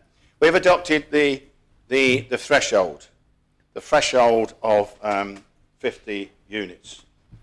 And of course, if you remember in those words, I'm sure you picked it up, that any development that's below the threshold, we'll need to make sure that we can make sure that that's not done to circumvent the policy. Because obviously a developer can come in and say, here's a development of 49 homes. And we can get round this, blah, blah, blah. So we need to make sure that those words and all those complicated rules have been worked up by the planning officers. And I trust them. I haven't drafted them. But, I mean, they are experts, and they've taken advantage of expert guidance from our advisors, what have you, to try and get the flexibility rules. And the other thing is about what is affordable, which is absolutely a key question. And I think what we've used in my amendment, we've used a different phrase other than affordable for this category of homes that we are, if you like, levering from the private sector. We're calling them assisted purchase. And what is an assisted purchase product? And there's lots of different permutations of that. We've heard all about low start, equity, or a million and one things we've heard about. And I know the Housing Minister have had lots of discussions with Andy and so on about that. That's why the proposal has got embedded within it the definitions of what schemes, so in other words, schemes that developers come forward for affordable homes, I slipped into that mistake, for assisted purchase homes would have to be agreed individually by our Housing Minister. And I have to tell, our next Housing Minister has got a big job. Not only has he got, or he or she, got every single site that we've zoned to do the rules, but he's also going to have to look at those products from January. And I think that the Housing Minister, I think, will be using and relying on the legal powers that the new Environment Minister has in the law to do that by supplementary planning guidance. So I think the officers have helped us produce a set of rules that can work, that adopt Senator Mesick's proposal, and he's absolutely right to bring it here. And I think Senator Mesick's amendments and drive to say, we can't wait, we've got to do it now, and the inspector saying, we should do it now, it's really important, that's the gestation how we got here. And I think it's a really important mechanism. Also, the other thing I should say is what the proportion is. Senator Mesick proposes, I think, 12.5%. So in other words, 12.5% of the homes will be assisted purchase. The amendment, which senators have accepted, proposes the 15% figure. 15% it would be. And so on a development of 50 homes, I suppose my maths would tell me is what be 7 units, wouldn't it? Would be in that category, 7.5 units. So there we are. so there we are. So there's a lot of work to be done on a site-by-site basis, but also it's going to have to rise because, again, I think the proposition unamended was to rise at 20%. And I think what we've gone with, I don't think we've set in the amendments, at least I don't think we have, an escalating value, but it will need to go up. This won't stay. This is a start. And the benefit of having this very sort of low-key start is that I don't think it can be, I really don't think there's any valid objection, particularly now where we've seen a huge increase in property values. Now, all the evidence is that during that time, the viability and the profitability of open market developments has not gone down. I would take some believing that in the current market that it has. If anything, it's gone up. And so we will be able to assess. So I really find it would be difficult if we get a reaction. We can't do this, it's unviable, it's unviable. So I think there's sufficient safeguards in these policies that allow us to deal with these on an individual basis. And we can assess then, when I say we, government, the housing minister, the new environment minister, can assess how well this works and whether we're getting our fair share of yield of assisted purchase homes. And I think the whole thing is, it's about balance. Trying to come up with a proposal that doesn't have a negative effect on the housing market, but enables us to move towards a greater measure of assisted purchase. So I don't think I'll get a chance to speak again because obviously it's amended as amended. So it will send a very strong signal, I believe, to prepare for this policy to be extended into 3 years in 3 years' time. And what that means is land negotiations that are happening now need to take this on board and recognise it. This is no longer airware or wordsware, it's realware. If you agree this, it's in a policy, a new policy which is added in to the draft plan at page 194, and so that is a very considerable strengthening. I think it's long overdue, and I think it follows the footsteps of members before ourselves who are wise enough to see this is important that we do it. So thank you. I ask you to support the proposition. Thank you. Thank you, Minister. Dirty Sutton. Thank you, sir. And again, briefly, I think I remember the 2011 policy. And I didn't, obviously, take note to make sure that it followed through and actually delivered anything. And I should have done. But it's an example of two things, really. One is the art of cooperation between backbencher and the minister can be done very, very effectively in the format that we have currently. I believe as we get into party politics more and more, it will become easier. And secondly, I suppose, is the way in which these limits have been negotiated.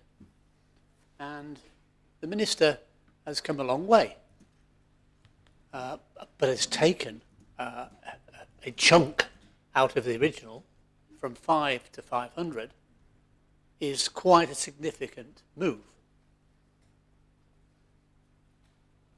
And it's, sorry, 5 to 50, oh, yeah, thank you. Yeah, 5 to 50 is quite a significant move. But one that has been agreed by the backbencher, and one that I believe can be made to work, and one which will have not a great deal of significance immediately, because we don't build many estates with 50 plus houses or units. So therefore, it will only have a very gentle introduction into the market. What is significant is that built into the system is that these limits will be reviewed. And I think that that's significant as we take this through. And I believe that this will make this particular model workable. I don't think that the previous model had that level of sophistication about it, which we have seen now. This is a significant move to provide housing, much needed housing for our population, and I believe it's one that must be welcomed if we are going to get anywhere with our housing crisis. Thank you, Deputy. Does anyone wish to speak on this amendment? If not, I call upon Senator Meswick to reply. Senator Meswick. Thank you, sir. Relatively short debate, so there's not a huge amount for me to say in response to that. I'm hoping that the length of this debate is a sign that what we're about to do is not very controversial. As I said, it's something that has been thought of for a long time now, and it was something that was raised again in the original version of the draft Bridging Island plan, because there was clearly a political acceptance that the principle of this policy is the right thing to do. But because of a bit of pushing now, I'm hoping that we'll have managed to get this over the line to actually have a start date for this policy to be in action, and then a plan afterwards to review it and make sure that it's doing the business, and if it needs tweaking, then the door is open for that, rather than what I think was the risk with the original wording, was that we left it to the next assembly for whom it might fall off the agenda, and then we find ourselves in the same position in years to come with it not being put into force. So I have little more to say than that, other than to thank the Minister for his approach on this one. I can get that out of the way, because I probably won't be thanking him on the next amendment, but I was pleased to see his commitment to seeing this through, and I was happy to meet him halfway on that, on the thresholds for this. So I'm hoping that the Assembly is about to support this, and we can be proud of ourselves for taking some action which will see a greater provision of affordable housing in the island, particularly in the already developed and built up area, which then gives us a good excuse to strengthen protections on our open green space in the future, sir. So I call for the appel. Thank you, Senator. The appel has been called for. Members are invited to return to their seats. Those joining the meeting via the Teams link are invited to cast their votes in the chat channel, and I ask the greffier to open the voting for members in the chamber.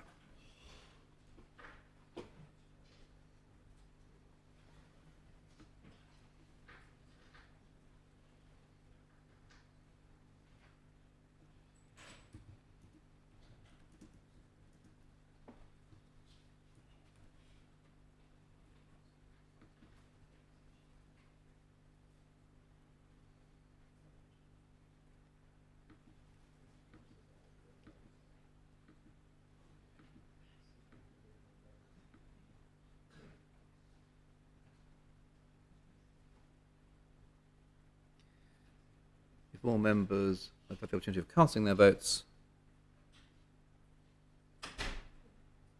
then I ask the greffier to close the voting.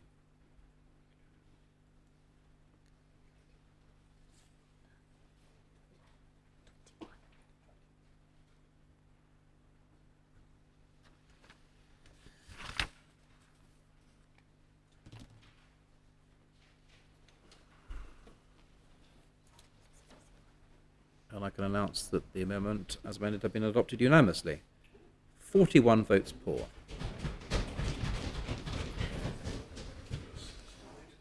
Yes, it is.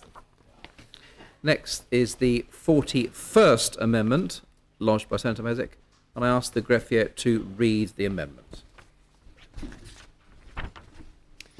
After the words the Draft Island Plan 2022 to 25, insert the words except that A. Within policy H5, after the words 0.6 hectares, 3.3 verges, there should be inserted the following new paragraph.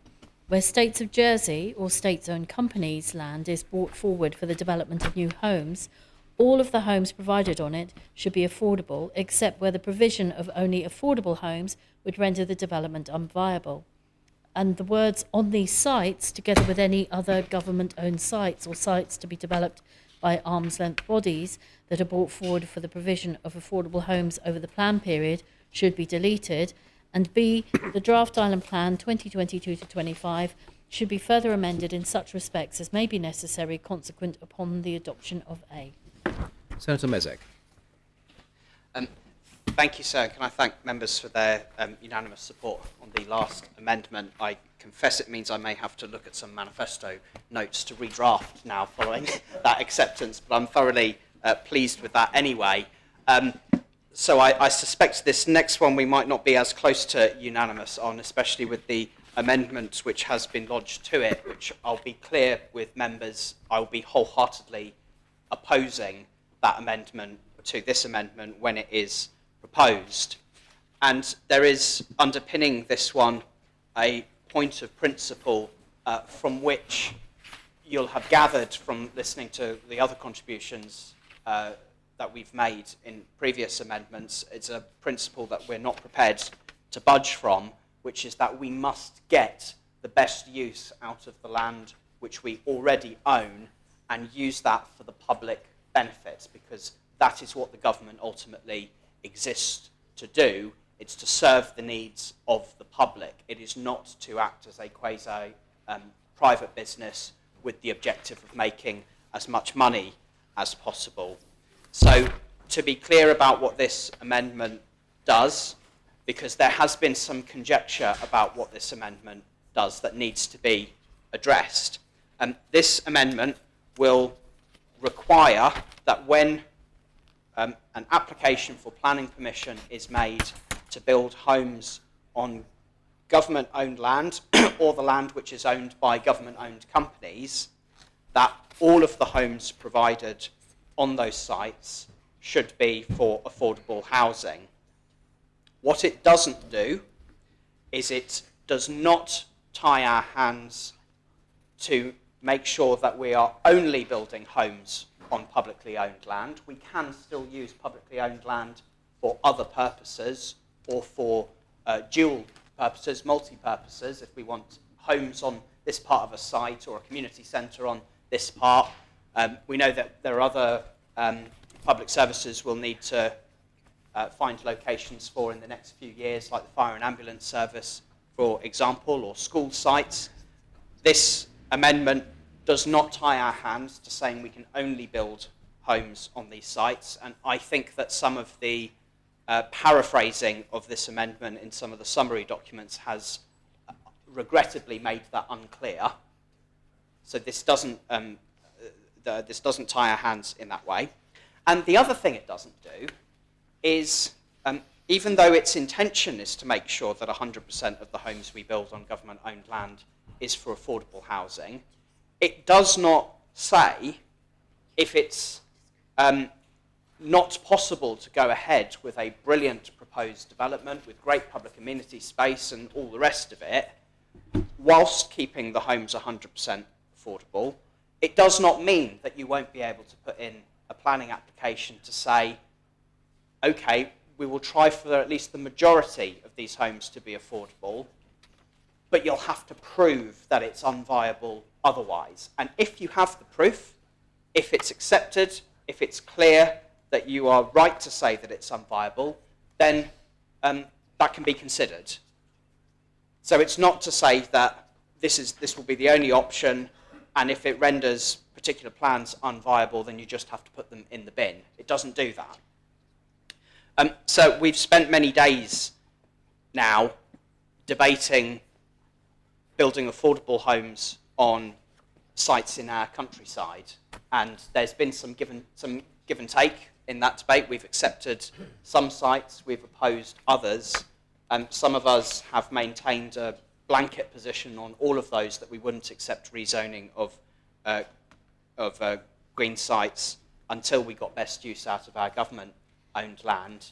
And I know there were members who might have been a little bit sympathetic to that position, but still on balance voted to provide homes on these other sites just because the need for affordable housing is so desperate. And I understand that perspective and have respect for it. But now that that part of the debate is over, we have an opportunity with this amendment to say, right, accepting that there is a housing crisis and accepting that there is a desperate need to provide more affordable housing, let's get the best use of the land that we own, and we make sure that that is written into the rules so that in the future we will not be able to allocate the land which we own for a grandiose scheme, a money-making scheme, or something which doesn't make every effort possible to meet the public need and provide more affordable housing. I've mentioned previously the chart which is in the Bridging Island Plan. It's table H1. It's the one that we amended last week to change the numbers of affordable versus open market in the different sites based on the amendments that have been made. And it does say in it, even in the amended version which we've adopted now, that there will be plans to build 150 open market, i.e. unaffordable homes, on government-owned land in town. And I say that that's 150 too many. And if we insist on maintaining this policy into the future, bearing in mind we have a part 2 of the Bridging Island Plan to come up with in a few years' time, then there will at that point be even more pressure to destroy even more of our countryside, because we'll have failed in the years in between to get the best use of the land that we own and make sure that we're building the homes that we need. So this point of principle has been raised in the Assembly previously, and I know that there are members who are sympathetic to it, but previously have on balance decided to opt against it, thinking that we were tying our hands behind our backs on it. I say to those members now that this is the final opportunity in this Assembly to safeguard those sites. And if we choose to equivocate over it, it opens up the possibility later that we'll lose, and that those sites will be lost to those schemes building potentially luxury investment apartments for which there is no demonstrable need, just to make money, and then those sites will be lost forever. And I know some see that as an attractive thing to do because they think that you can raise the funding by building open market luxury housing with nice sea views in Jersey, and use the profit you make from that to reallocate to provide affordable housing elsewhere. But it really isn't as simple as that, not least because that's simply not how we fund the delivery of affordable housing through Andium. We don't do that through the sort of capital subsidy that is suggested we would do if we maximise the profit out of the government-owned land. And it's a fact which has been revealed in States Questions in the last few months, that in every single year of its existence, Andium Homes has provided a financial return to the Treasury which is greater than the SOJDC in the entirety of its existence. So that says to me that someone's got the model right and someone's got the model wrong, that the provider for affordable housing, who are renting homes out with a discount and selling homes to first-time buyers at a discount, are still able to make £30 million a year to give back to the Treasury, which, by the way, not a penny of which is ring-fenced back into housing. It just goes into public services. Yet the SOJDC, who we say are meant to be our delivery agent for not just housing but other public amenities as well, is not able to provide those profits to then put back into affordable housing and regeneration of St Helier. And if we continue to hold our hands up and say, well, that's just the way it is, we'll continue to lose these opportunities. And that will be our legacy, looking back on some of these big sites that the government owns and continuing to read in the JEP every day or hear on the radio, on the TV, of the housing crisis, of more young people saying, I simply believe I have no future in this island because the government, time and time again, rejects opportunities to provide homes for people like me. And that is what many young people are thinking.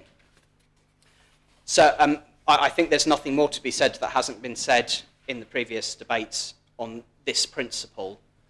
I know this amendment is coming up, and I'll speak again on that once the Minister has proposed it. But I urge members to listen carefully to the Environment Minister, who I think will attempt to make an argument that he has come close to making at several points in other amendments to this debate, which is that he agrees with what it's trying to do, but won't vote for it at the end of the day.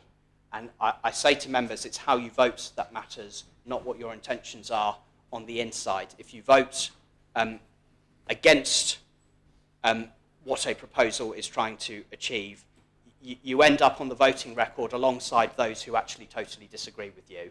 And so if members do want to see the government using its resources to provide the homes we need, I urge them to support this proposition, this amendment, and to reject the Minister's amendment when it is proposed. So I make the amendment. Thank you, Senator. Is the amendment seconded? Thank you. There is an amendment to this amendment lodged by the Minister of the Environment. I ask the Greffier to read the amendment. Replace the words, all of the homes provided on it should be affordable, except where the provision of only affordable homes would render the development unviable, with the words, these shall be for affordable homes unless it has been otherwise approved that the development needs to specifically provide open market homes, particularly where this is required to ensure the viability of public realm and community infrastructure delivery in line with an approved government plan. In such cases, a minimum of 15% should be made available to eligible persons in accordance with Making More Homes Affordable Policy HXX for assisted purchase housing. Minister. Thank you, sir. I apologise to start members that this is a difficult and complicated subject, which I'm going to have to try and do my best to keep as simple as possible. So to explain, Senator Mesick's proposal obviously seeks to establish a binding planning policy in the island plan that if any housing development takes place on any state-owned land, on any of the state-owned companies, which I think the list that I've been given in the corporate notes, which I'm going to depart from, places, Andium Homes, Ports of Jersey, States of Jersey Development Company. These are companies for reasons that past assemblies decided. I don't think I can be party to all of those, I think. But nonetheless, we did establish those companies. They've been in operation for a good number of years, and I think all of us have got a good understanding of the strengths and weaknesses of those companies and how well they're doing and where there's areas that need to change and unfinished businesses. I think all of us have that. But nonetheless, we have those companies. And so the Senator Mesick's amendment to this puts a binding policy that every residential development on lands which is within either in the state's ownership or those companies shall be 100% affordable homes unless the development is unviable. Unfortunately, there is no great explanation of what is viability, what would determine that. But nonetheless, that's what it's there. That's what it says. The amendment that I've put takes the same principle and objective that all such sites, which I prefer to use the word that are in public ownership, whether they're owned by the states or whether they're owned by these arm's length companies. Those arm's length companies are owned by the public. The shares are held by the Treasury Minister, I think, and who represent the shareholder, which is us, on the board of those companies. And we've transferred the land ownerships, the land assets to those companies to be able to make decisions on them. So my amendment seeks to find a way in which we can still have this objective of ensuring that we have all lands that's brought forward for development of new homes should be affordable. And the proposal that my amendment seeks to do that, it's not very long actually compared with the previous amendment we discussed and debated. This is quite short. It says, these shall be for all homes unless it is otherwise approved. And the word is approved is important because somebody, and I'll come to that in a minute, has to decide what is approved. Unless it is otherwise approved that the development needs to specifically provide open market homes,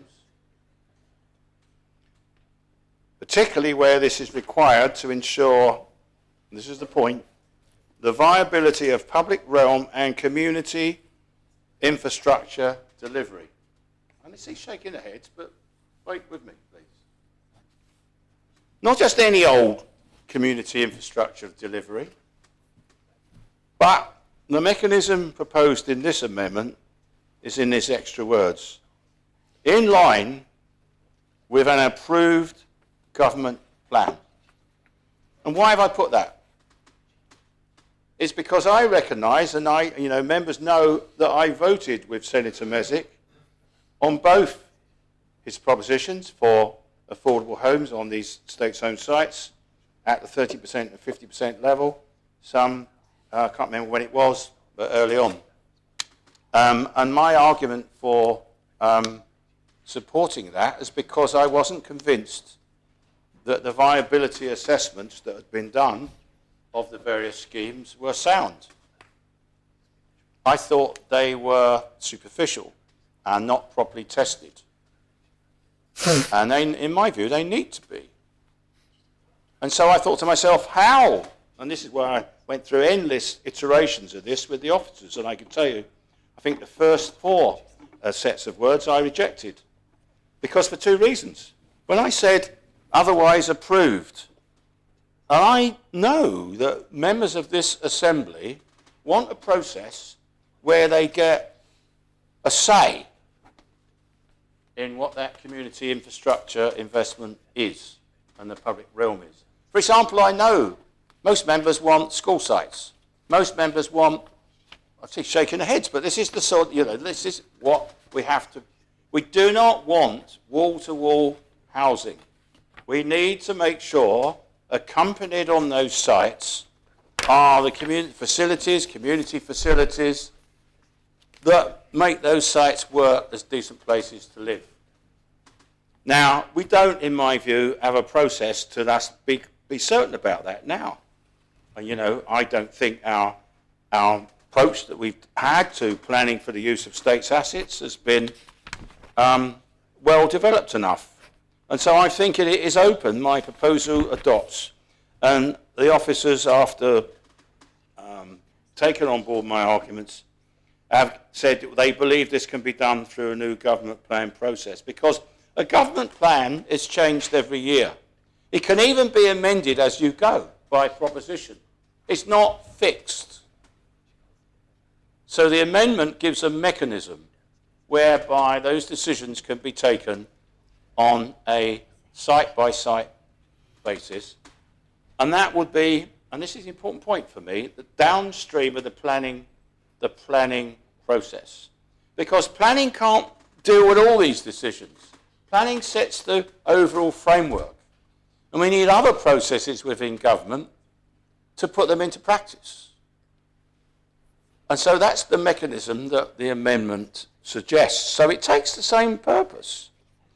And therefore there's an opportunity for members. Well, if members don't like what is being, the reasons being put forward on site X, I mean, I'm trying to think, you know, one can't have this discussion without talking about the waterfront. Because I think there are less issues that surface, for example, with Andium Homes, which has been very successful, which has generated really decent funds and transformed the housing stock. But of course, they've got the problem that at the moment we don't, you know, they have to go into the market and buy sites. And so they got to, you know, unless they get those sites, you know, all the meetings I've ever had, Andy, say, give us the sites and we'll develop them. And so they need the flexibility to be able to operate in a way, unless we pump, you know, shed loads of money, excuse my phrase, that it's parliamentary, unless we put lots of capital investment in, they need help, they need the ability to do that. I don't think I'm going to go with it's written down in my notes about the ports of Jersey. I think that's rather different there. I think they have aspirations, but nonetheless there are infrastructure needs there, which at the moment are, I think, for future. So I'm not going to bring them. But go back to SOJDC. SOJDC, one of the reasons why the vote against this previous proposition, which came many, many months ago, was, well, SOJDC won't be able to deliver their scheme on the waterfront. But of course, what is the scheme? It's going to go to a planning inquiry later this year. It won't be me that has anything to do with that, but it's absolutely, it needs it. There is the mechanisms within the planning system to be able to look at what the elements of the public realm, the community infrastructure are, and being able to make judgments on whether or not the housing mix, the mix of affordable homes, the mixture of open market home on a site-by-site basis, whether it's appropriate. And members of the public can have their say, because it's an open process, and states members can put their two penn'orth in. And of course, it comes back into the government plan process and the outcome. And, you know, so that's the thinking behind my amendments. Because members know that, you know, I think, you know, what are the things that could be, if we have the main amendment without my amendment, if members don't support the amendment I put forward, then I think those that, you know, the people will say, SOJDC and others will probably, well, we've lost the scheme, it will change.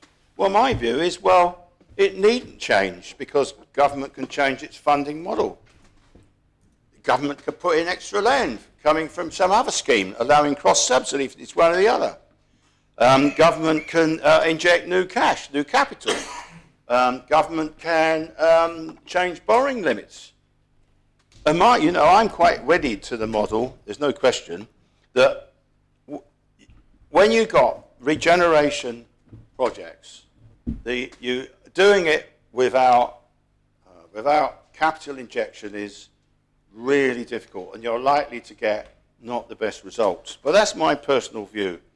But I take this, I brought this amendment in because I had to accept my personal views are not in line with government policy now. And there are two issues that I took to the Council of Ministers only in the government plan, which I think are it's really important. I thought, well, all the other routine planning issues, I think they fall within the Minister's purview to deal with. But on the two policy issues, how many homes should we seek to get or deliver? And we had that discussion, and we've had that, and you've endorsed those targets, although we haven't achieved them. And the other issue is, what is our policy for funding public infrastructure? And our policies are set out in the government plan now. And that is why, and so I have had to recognise that's a reality. So I put forward this amendment for consider. I think it is a good solution. I accept the fact that it kind of Well, I don't think it equivocates because it says that they should all be for affordable homes unless, and the unless is really, really, in my view, very, very clear.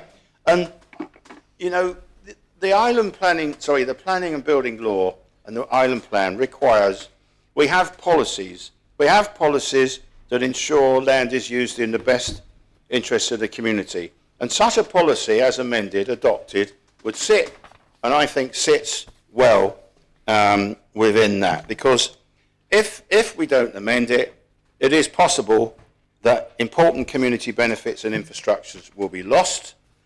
And that, and by the way, there's also a difference, but I don't think it's particularly material.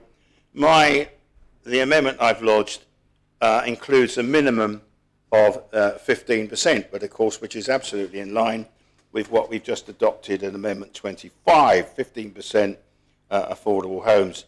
I don't think I see the 15% minimum in the substantive proposition from Deputy Mezzi. I think just talks about, it says, unless they're unviable, and there's no sort of check on that, you know, what is unviable. And so I think it's an attempt to try and improve it. I have to, you know, one can't separate out, I don't think, this issue from the debate we've had so far. I think, personally, I was surprised that Reform members, I respect their right to do so, took the view that zoning of land should be opposed because of the disagreement, if you like, the differences of view here. I was disappointed because we know very well that there is a housing mix of houses and flats we need. And I think that I certainly took the view we need both. We need both urban homes and we need homes in the rezone areas. I think where we've ended up, 370 odd, that's falls short of the target, but it is a useful and helpful contribution. But it's not going to make, sadly, it's not going to make as much difference as I had hoped we would. Of course, Andium have got the ability to be able to ensure that we're getting a mix of homes in that way, but of course it is likely that if the amendment is adopted unamended, then that may not be possible. And so I think, it's really quite potentially problematic having an inflexible policy. And my advice would be, I really do believe the amendment, sir, gives the tools to the States Assembly to keep an eye on this as it goes, to be able to intervene as necessary. And, I mean, really what it boils down to, this is potentially underneath this a money issue. And the Island Plan is not the vehicle to run financial policies, I accept that. But nonetheless, having process issues that allow members to have a full say in the way in which states-owned entities use their assets and to ensure that they're used at all times in the best interest of the community, but essential to allow the flexibility required. I think I'm not going to say much about ports. I think that is a story for another day. I know ports have aspirations to do certain developments, which I think will almost certainly fall to the next Environment Minister to have to deal with. So I think we do need to allow flexibility in cross-subsidy. And I think Andium have shown us that they actually are, I think they've done very well. They've got 4,500 homes in their portfolio and have committed to the delivery of 3,000 homes by 2030. And of course, the targets that we adopted within that 4,300 odd homes in the next during the bridging plan period did include a very, very substantial chunk, in fact, a huge chunk, from the state-owned entity. I suppose I'd also like now, because I've spoken really exclusively probably about the state-owned entities, the companies. But of course I don't know how a lot of these other sites which are in the state's ownership, not the companies, are going to be dealt with. We've got Le Bar Centre, we've got St Saviour's Hospital, we've got the Dautrey site. There's lots of them. I don't know what mechanisms government is going to use for those. But as far as I know, I'm not sure at the moment, I'm not hearing very, very sort of, great ambitious for lots of, public sector infrastructure over and above the housing developments on those sites. Where we are on the waterfront, for example, where we've got, a huge list of goodies, as it were. There's a huge list. I mean, I'm not being pejorative with goodies, but you know what I mean. Things, the major assets that you want, you can either put your hand in your pocket and buy, or you can try and lever through some development device. But I'm not seeing that issue arising on all the sites that are currently being spoken about as state-owned sites. I would have thought, for example, if we need a school, we buy it. It goes into capital fund. You don't lever it from this policy. So it's really difficult at the moment because here we are setting a policy well in advance of a new government, and all I've tried to do is to have an amendment that has given a workable means of achieving what Senator Mesick's proposal seeks, but provides mechanisms to keep it totally in check, and in check by states members through proper government processes.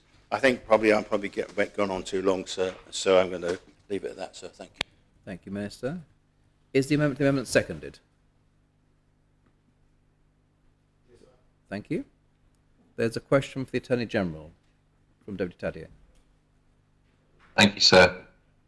So I'm looking at the words in the Minister's amendment, which, so obviously it says that the land should be for affordable homes, and then it says, unless it has been otherwise approved, that the development needs to specifically provide open market homes, which it then qualifies. But the question to the Attorney General is about the chronology, I suppose, of who would, when and whom would be making that, when would that decision be made and by whom? Because it seems to me that's quite critical, and that the 2 points seem to be in conflict. So I can understand that if land has already been allocated, for example, now, and we're asking for this, it wouldn't necessarily apply retrospectively. That would make sense. But if we pass, even if we pass the amendment today of the Minister, which says all homes should be affordable,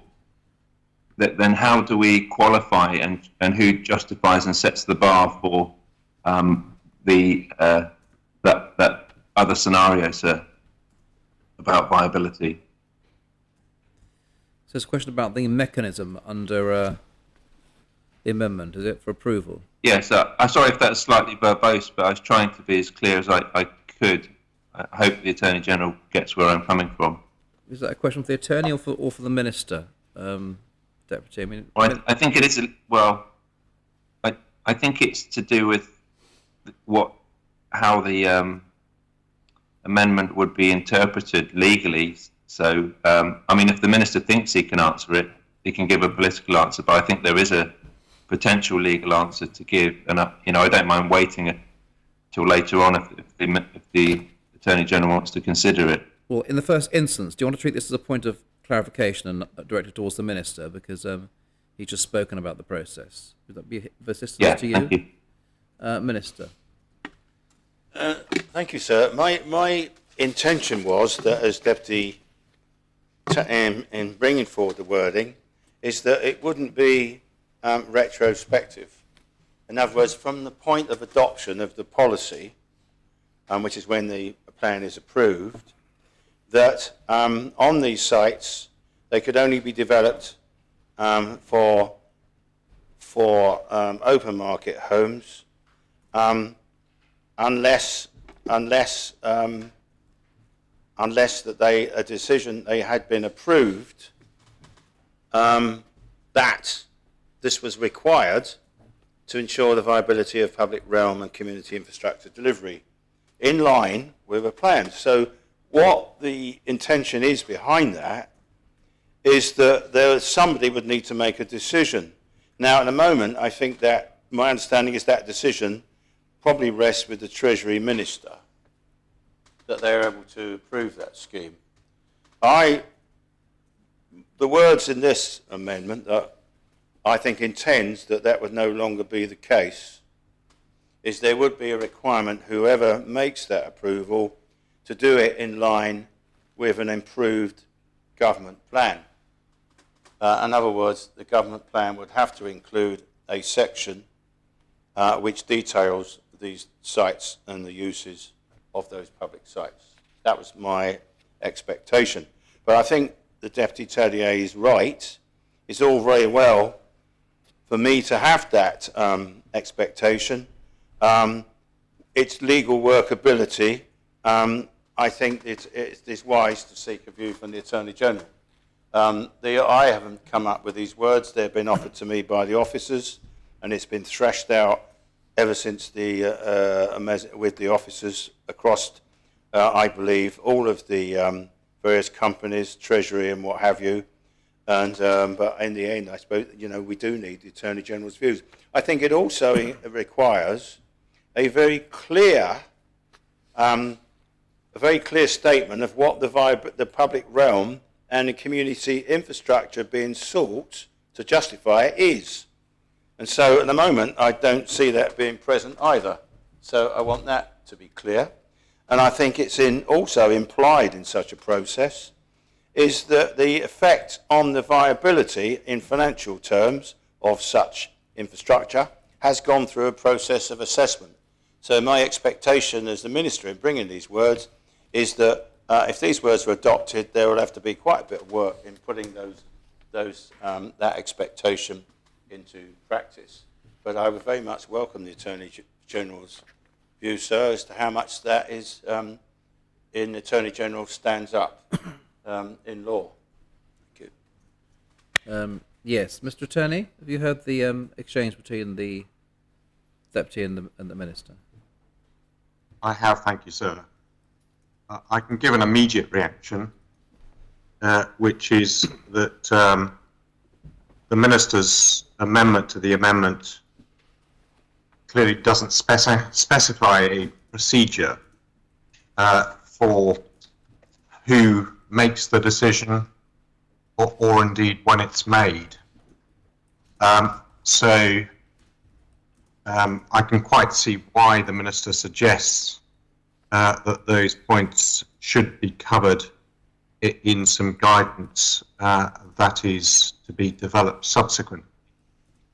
In terms of the Minister's power to publish guidelines and policies, so that's a power that's in Article 6 of the 2002 law, and in terms of the power is a broad one, and my immediate reaction is that I don't see a difficulty in terms of the Minister publishing policies or guidelines which cover the points about the process to be followed as regards when the decision is taken and by who.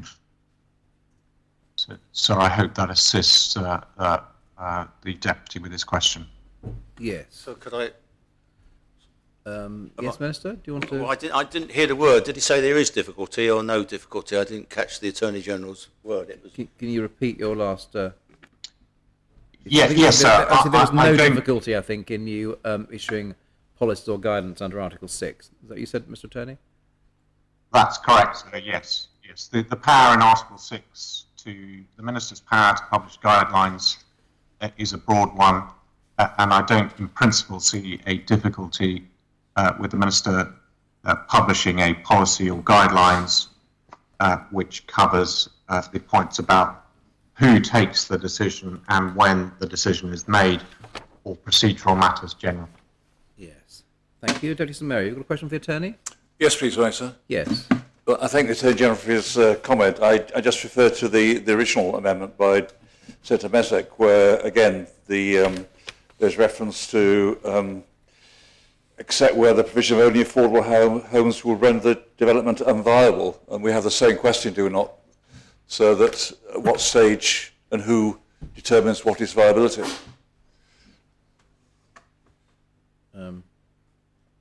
Mr Attorney, do you want to respond to that? I agree with the Deputy's question. It raises the same questions, and again, I don't see a difficulty with guidance or procedure from or policy being issued by the Minister, which covers the points about when the decision is taken by whom and what is the criteria in Senator Mesek's proposition about when a development would become unviable. Thank you. Thank you, sir. Does any member wish to speak on the amendment to the amendment? Deputy Southern. I was going to come back. I wished actually to come back to the Solicitor General to ask a further question of clarification. For the attorney? The attorney, yes. Yes, yes, there's a further question, Mr Attorney, from Deputy Southern. Yes, Deputy. The basic issue here, I think, is a definition of the word unviable. It seems to me that neither of these versions of this particular proposal do that. Are we faced with an arbitrary, anybody's definition or a flexible definition of unviability? Is the question, is that if it is a legal question, but certainly I think it is, and how is there a difference between these two forms of words?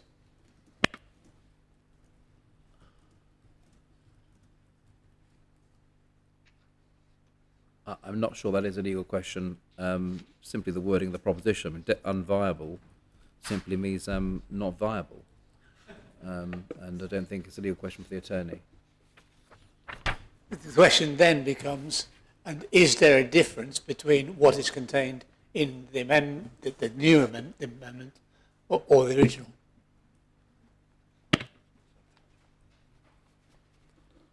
Well, the proposition uses the word unviable in A, and the amendment uses the word viability. But these are simply ordinary English words, a definition for which you'll find in a dictionary. I just don't think they're points of law for the attorney. Deputy Ward, do you have a question, or do you want to make a speech? I thought I'd speak early on this one because, well, to be honest, I think this is the crux, really, of what we've been talking about for so long. And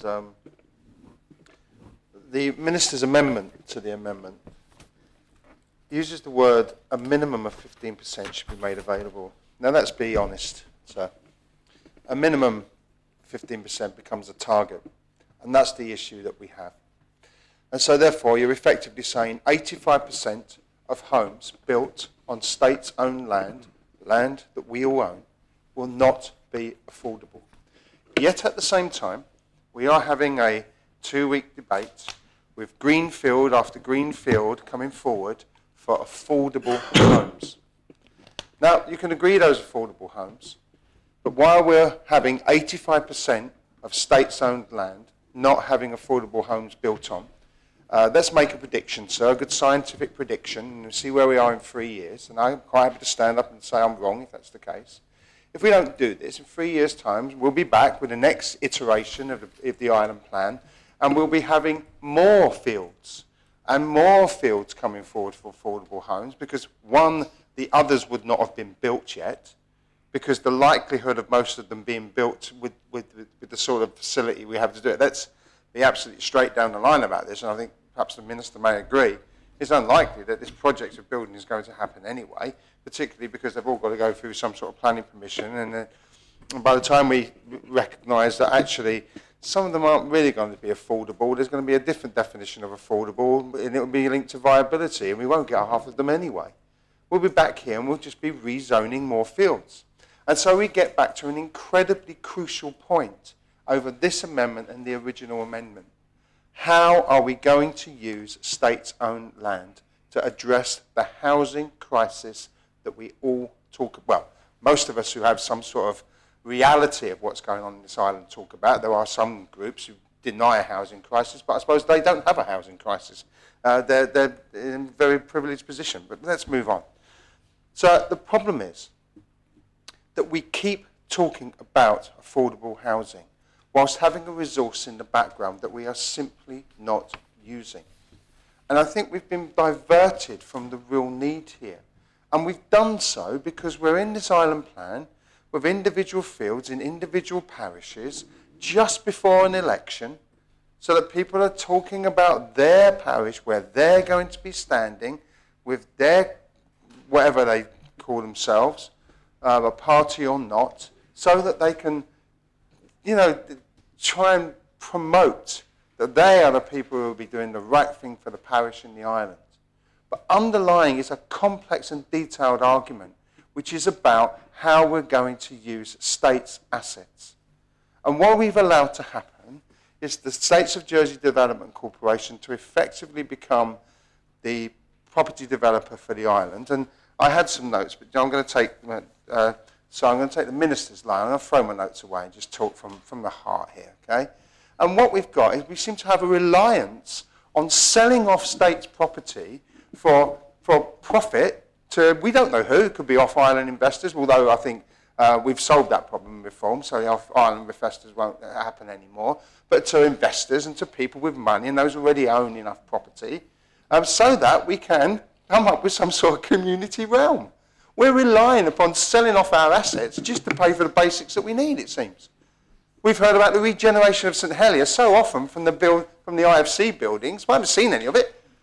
Where's that gone? We even got a proposition somewhere about planting trees, I believe, or the greenery. I haven't seen any of those either.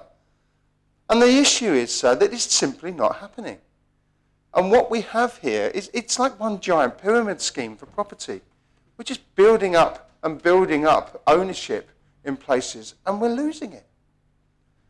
So, sir, what I'm saying to members is, this is a way more important proposition than perhaps we recognise. Because after this, we are either going to go away and say, yes, we accept the amendment, 15% minimum, which is effectively going to become the target, by the way. It will be 15%, because if you get 15%, we've got the minimum, we've done well. Well done, States of Jersey Development Corporation. Well done, Ports of Jersey. Well done. Well, Andy and Holmes are actually better than that. They're doing a better job, to be quite frank. And thank heavens that they are, if that's parliamentary. Can I say heavens? I'm not sure. But, sir, where we're going to end up, I always struggle with the religious elements. Well, there we go. So where we're going to end up is a situation where we will come back to this assembly if we accept the 15% target, and we will have to rezone those fields. And at that point, we may have to support them, because the crisis would have got so great. We'll be concreting over so many fields on this island that will change the nature of where we are. And the small parishes with the nice villages and the nice islands, I'll show you around central St Helier. Please, come, let's have a walk round. Because that's where you're heading. That's where you'll end up. And that's where you'll end up because we have not used states' land appropriately. And one of the steps to that is to accept this amendment at the moment. Throw away 85% of states-owned land to unaffordable accommodation. And it is a misuse. If private investors want to go into the open market, build their luxury mansions and sell them to wealthy people, I don't know how much we can do about that. We've made a step forward with Senator Mezek's amendment earlier, so we can at least try and control 15, 12.5, 50, I don't know what percentage we've got. But with states-owned land, sir, it's fundamentally different. And we have this is the difficult choice for you today. Because this is the choice that we're going to go away, and I think it's going to come back to haunt us if we get it wrong. Because we will not, because we have a limited resource of space on the island. And we have to use state-owned land first. We have to use empty properties first. We have to look at population first. We have to look at demographics first before we go concreting over all of our green fields and changing the very nature of the island that we live on. Very quickly, we'll just become Milton Keynes. And that's not what any of us want.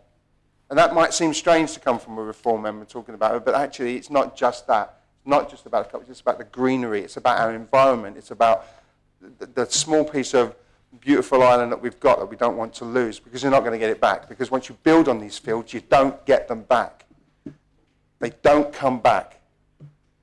So, sir, I urge members to reject this amendment from the Minister and accept the amendment from Senator Mezek. Forget your party loyalties, whatever they may be or not. Look sensibly about the decision that you're making for the future here, and whether we're going to throw away state-owned land and we're going to keep control of it and we're going to do something successful with it. Thank you, sir. Thank you, Deputy. Deputy Tadier. Thank you, sir. The first point I had, sir, which really arose out of what I asked the Attorney General, is not so much who makes the, well, it's not so much about what the definition of viability is. It's this particular wording that we have that talks about approved, unless otherwise approved, sir. And just looking at that, yeah, so it says these shall be affordable homes unless it has been otherwise approved that the development needs to specifically provide an open market home. So the question is, really, and that it still remains unanswered, is who is making the decision about whether they're viable, but who is making the decision to approve it specifically? And so my concern is with the actual word of approved, because it seems to jump the gun. If you have a policy in place, which we will in either amendment, that says that the homes that SOJDC brings forward should be for affordable homes, i.e. 100% affordable, unless otherwise approved, it sets up an inherent contradiction in my view. And concurrently, somebody is making a decision already. So it's saying, well, this scheme it's already been decided that this scheme isn't viable for affordable homes, so we don't need to abide by that. I'm not sure if that's clear, sir, but that seems to me to be putting the cart before the horse. So I think at best, this is a technically very ill-worded amendment, sir. I think the other point is that Deputy Ward's made, but that I would agree with, is it seems to set a target for 15%. So we don't know who the next government is or how it's going to be made up, and we don't know what the commitment is that that government will have, or indeed whether they will try to exert any political influence over the arm's length companies, and to what extent and how they would do that, which I, incidentally, for the record, think is entirely a legitimate thing to do. Within reason, you don't have a dog and bark, but I think it's really important that any new government sets clear expectations about what they want those vehicles to deliver on behalf of the public in terms of policy direction. And we could have any type of government, and if we have more of the same, we're likely to have the same laissez-faire approach, which says, well, we don't want to really get involved in what they do, and if they say that this development isn't viable and it needs to have the vast majority of homes to be sold for luxury apartments, but don't worry, because they will have to have 15% for so-called affordable homes, then I think that's setting a really dangerous trajectory. I can see why the Minister's done it. He's probably thinking, well, at least this sets a minimum threshold. But I think we have a stark choice in front of us today. If we really want the message to go out, not just to the public, but literally and clearly to the States of Jersey Development Company or other states-owned companies, that we want you to develop fully affordable homes and maximise those at every opportunity, that needs to be done. And the second point, the second and last point that I'll make, again, I think it does echo what Deputy Ward said, but I'm sure I'll express it in my own particular way. Coming from a recent arts, culture and heritage background, which was my brief role, but hopefully one where I made a mark in government, I'm very surprised to see again that we should still be relying on this, I think, defunct and morally outdated method of trying to, well, I don't even know if it's outdated, I don't know if it was ever in vogue, sir, but to say that we expect the sale of prime real estate. And remember, in many cases, this will be land which has been reclaimed, which you can't really put a value on in those terms. But we're saying we're going to sell off this land in large quantities just so we can pay for a few benches, a couple of trees maybe, a bit of lawn, who knows, a statue or a piece of art that's going to be hidden away somewhere in a wind tunnel that nobody's going to see. And so I was reminded of the fact that, about how disjointed our public realm is when I've been walking around town, either as I did last year with some members of the parish of St Helier before we organised the Corn Riots Festival, sir. And we looked at in particular the area around Sand Street, where you just realise that it's been terribly designed. You've got benches which are designed in such a way not to be comfortable. In fact, they're uncomfortable because they deliberately don't want people lying down on them. Not that anyone would necessarily lie down on them. And you've got these bizarre rubberoid tree mats that are put down in these, but where the trees are plonked into, and there's no grass around, sir. Very, very bizarre. And then we have, of course, the Jersey Girl, the Rowan Gillespie hanging model, which is down by the Harcourt development, opened in 2010. And of course, I think that has quite a lot of artistic merit as a sculpture, sir. But again, it's been put down there as an afterthought, and it's hanging there in a place where very few people can see it.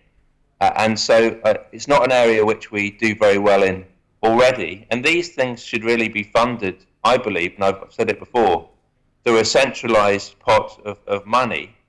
And we do that by actually taking money from when developments are made through some form of taxation, through some form of land development tax. And we should actually be taxing the vast amount of profits that are being made, whether it's on state-owned land, which of course we shouldn't be making vast amounts of profit on state-owned land, or from private developments. They should be going into into centralised pots, sir, that can be used all across the communities. And so I thought that was the whole point of my amendment in the Lekenove amendments, which was included there to the Minister, which he accepted, which said that there will be money becoming available that is used, not just in St Helier was my amendment, that can be used in all communities. And so we shouldn't be relying on selling off the family jewels in order to pay for what government should be routinely delivering in terms of its public amenity space. This is a complete neoliberal model, sir, in which none of us should take any pride, because we've seen where that gets us. It gets us to waterfront developments where they become like ghost towns, sir.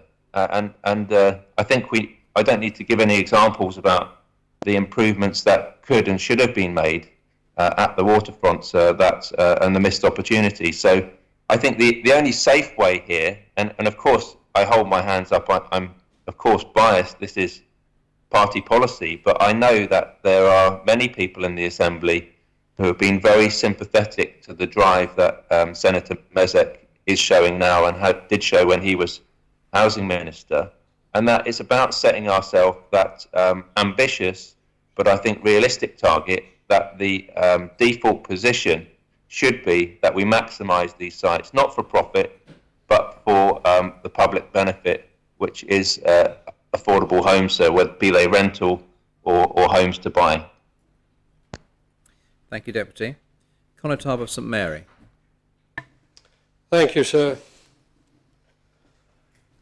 We have got to a point where we are not achieving the objective, which is providing areas of land for housing, much needed housing, affordable housing. And my interpretation of affordable housing would be 250,000.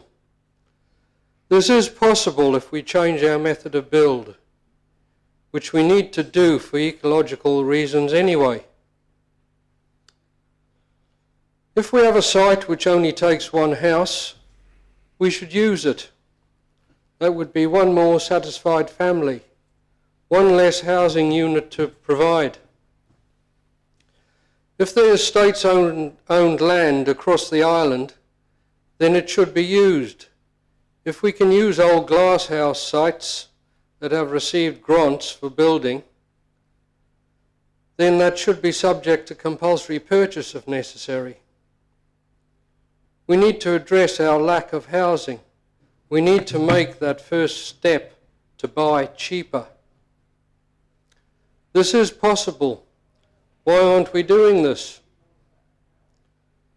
Our planning minister must have a list of these greenhouse sites which are derelict. Also a list of states' land throughout the island which couldn't be used for anything else other than to be used for real affordable housing. Could he please provide that information? We need to provide homes, not tomorrow, not now. We should have provided them yesterday. This is urgent. This should be happening. We need to provide 100% real affordable housing on states' land until we have satisfied the first-time market. Then, if we have a surplus of states' land, it should be kept for future first-time buyers. Thank you, sir. Thank you, Conor Tarb. Deputy Morell. Thank you, sir. And I'm very pleased to follow Conor Tarb of St Mary there. Senator Mezek has a habit of bringing propositions that can be tricky, tricky to navigate, and I mean that as a compliment, nothing else. It's they get you thinking, and they get you they test where you actually stand and what your thoughts are. So really, all I've been doing over the past kind of half an hour or so is testing myself, thinking about these things, and trying to think through and trying to understand the implications of the Minister's amendment, Senator Mezek's amendment, etc., and so on. And so I'm going to speak to where I think I am, though I'm not entirely sure how I'll vote at this moment, but I thought my confusion may help others.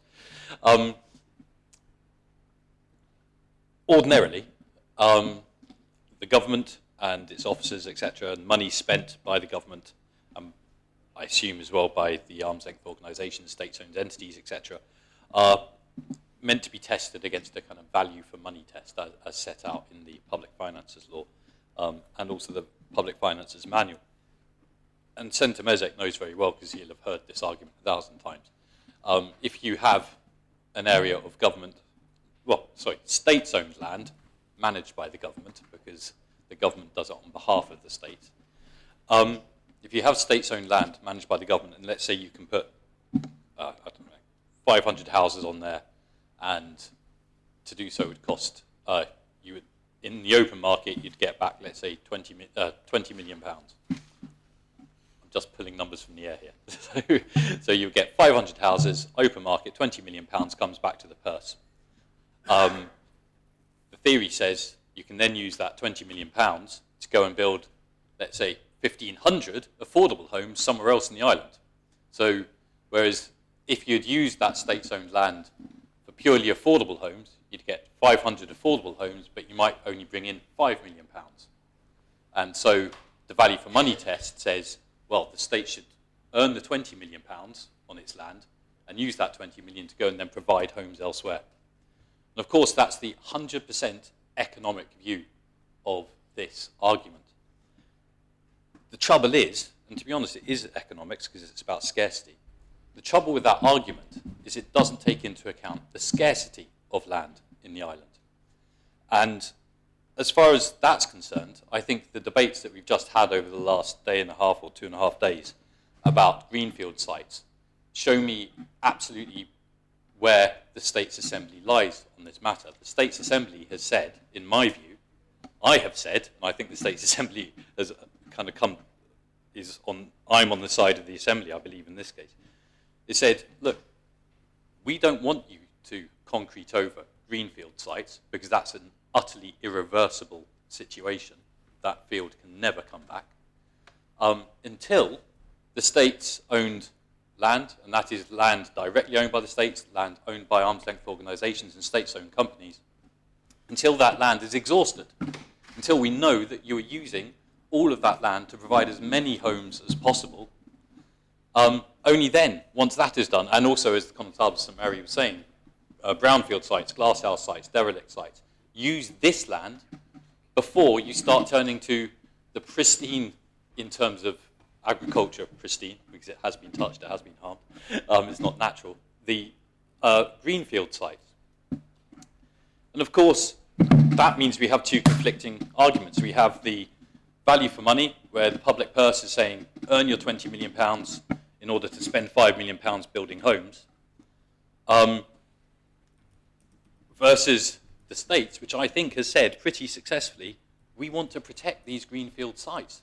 Therefore, we want you to use the state's-owned land for the, to create affordable housing. We've also heard people talk about the value of community infrastructure versus the value of the land. And I've got to admit there, I do find that, from the Minister's perspective, quite a weak argument. You know, we need to sell it on the open market in order to do the community infrastructure upgrades. In the main, those community infrastructure upgrades seem to be, in the main, kind of urbanisation, you know, just making Jersey lose its own character, and I don't know, they don't seem very much. I guess a lot of them are hidden. They might be sewers, they might be things like this, drainage, etc., etc. But at the moment, and I'm someone who is, you know, I find the economics of this island absolutely fascinating, and I find this a really fascinating proposition because of that. Because you have the value for money argument versus the scarcity of land argument. And at the moment, I think we can't ignore the scarcity of land and the states having said, we don't want you to build on lots of greenfield sites. If it had wanted us to build on greenfield sites, we'd have all voted through St Saviour's and St Helier and so on, and St Wands and so on and so forth.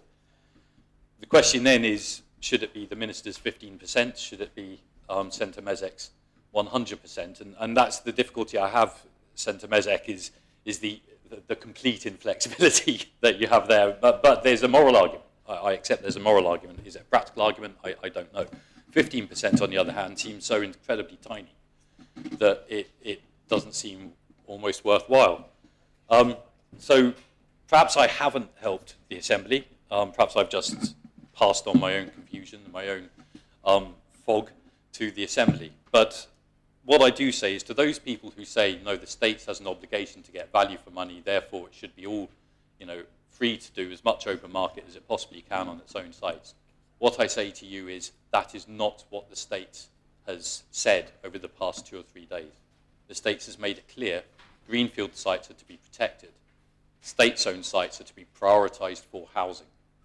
And therefore the value for money argument does fall away, because we are saying we want the states to build on that land. We cannot, on the one hand, say build on the state's own land, and on the other hand say, by the way, you've got to maximise the money from state's own land. Those two things do not match.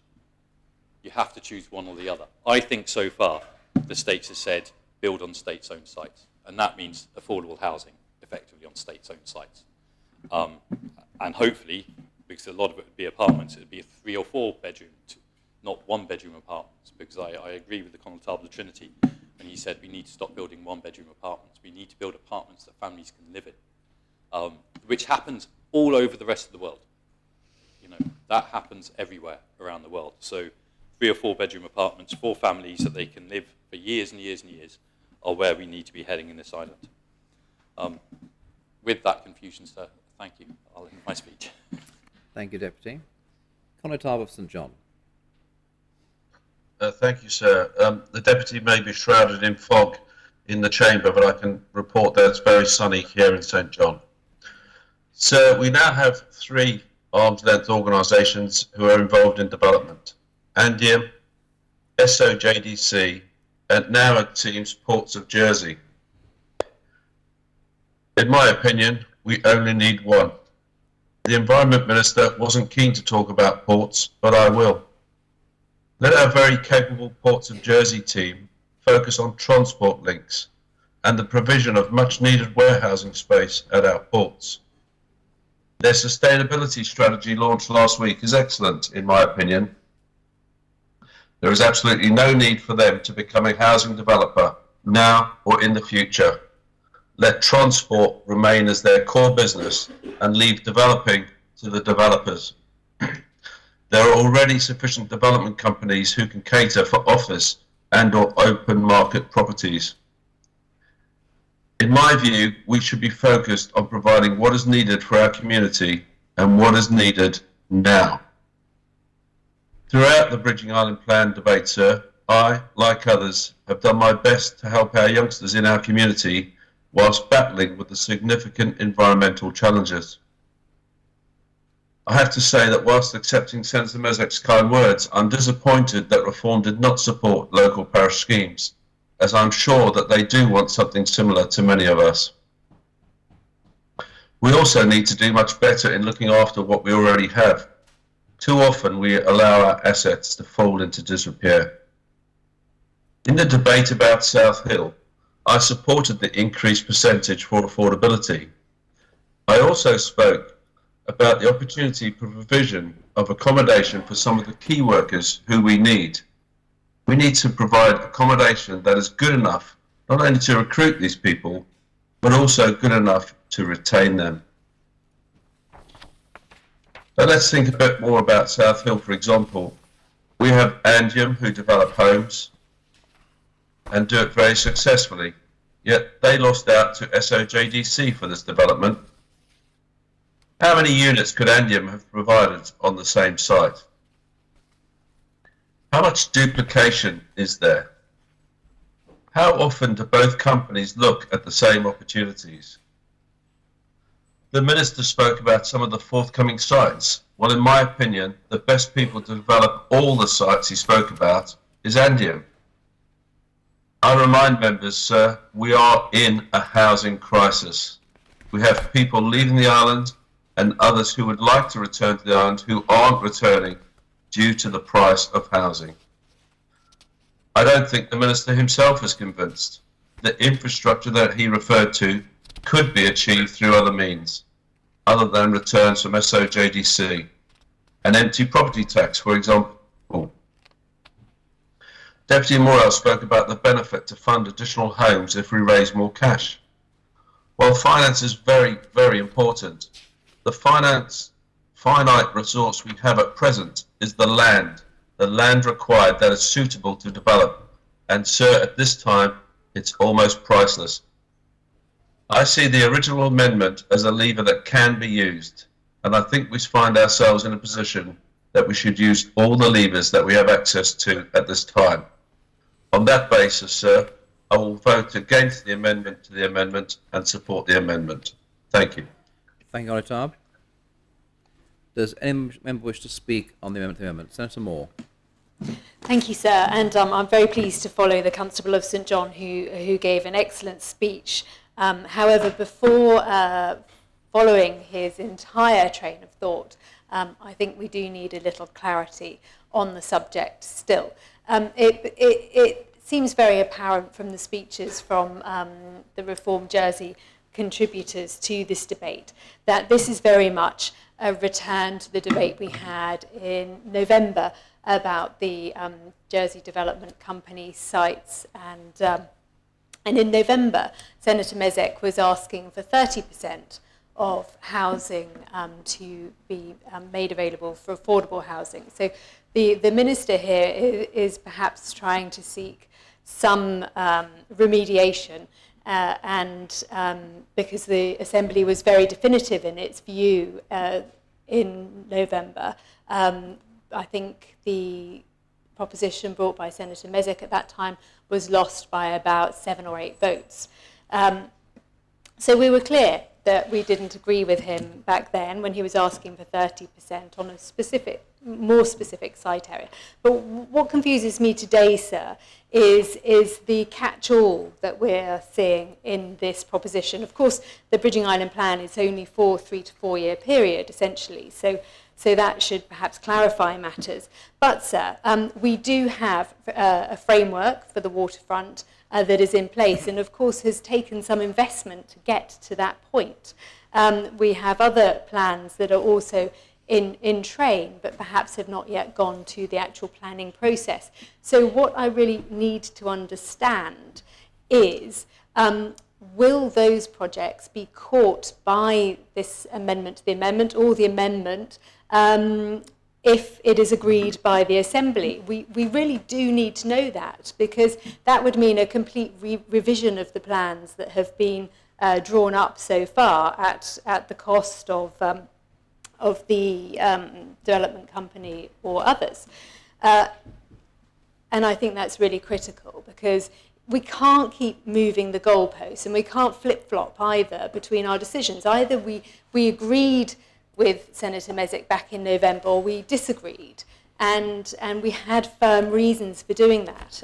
And so to, however well-intentioned his amendment might be today, if it is going to go back on our decision of November, we simply can't do that, because it shows no clarity for anybody who's trying to do any sort of business in the island.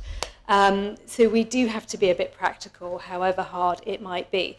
In listening to the debate and the previous one, I've also taken a bit of time to look back on the Health, Social Security and Housing Scrutiny Panel's report on the Housing Transformation Programme. We provided the full report in 2013, and some of the key findings then highlighted very clearly the need for the Assembly to focus on the provision of affordable housing and to set a greater a process in place to commit to delivering more affordable housing over the time period. And of course we have failed, which is why we're here now, having to face really difficult questions. So we must learn from that, but also, sir, we cannot flip-flop and agree with our hearts without being a little bit practical. So I do hope that in summing up, the Minister will clarify whether there can be any carve-outs for plans or frameworks that are already in place and moving forward, or whether we can, in good heart, accept Senator Mezek's amendment, which, of course, given the votes of the Assembly over the past few days, would entirely make sense, because we all know that we need to deliver affordable housing. But I think we do need some safeguards in place for plans that are already well advanced. Thank you, sir. Thank you, Senator. David St Mary. Thank you, sir. Like Deputy Morell before me, I am slightly confused as to how the Assembly incorporates what it really wishes into these particular amendments. I am at one with most members, I think, in saying that the states have not looked after their portfolio of land over the years very well, and we are at this situation where more should have been done in releasing it for affordable housing. And that is where we are. I also accept that's what Senator Moore has just said. We did agree a situation in relation to the waterfront, and we can't risk undoing it. the problem I have at the moment is this, that the Senator Messick's, I'm sorry, before I go on, I also agree, having fallen out with my constable this morning, I perhaps should say I firmly agree with him with his remarks about derelict greenhouses. It seems absolutely absurd to allow such derelict edifices to remain, if that's what they're doing, and keep them in being when at the same time we are taking green fields away. We are depriving ourselves of agricultural land at both ends, and that seems an absurd situation. What I was about to say, though, is that Senator Messick's amendment refers to viability. Now, who is to determine that viability?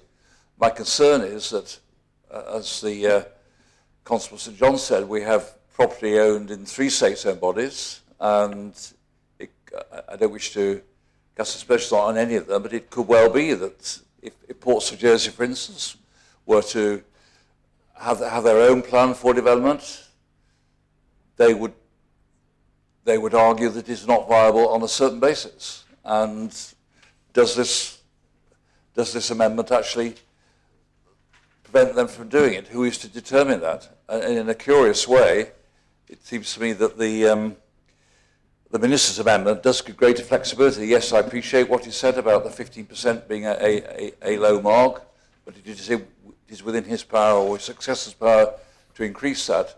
But at least it does give that flexibility. And my real concern, so, is that if Senator Messick's amendment is adopted as is, there's no inflexibility, and it does give rise to the possibility, at least, that one or two of the state-owned bodies might themselves seek to determine what is viable and what is not, and we'll get nothing for affordable housing out of them.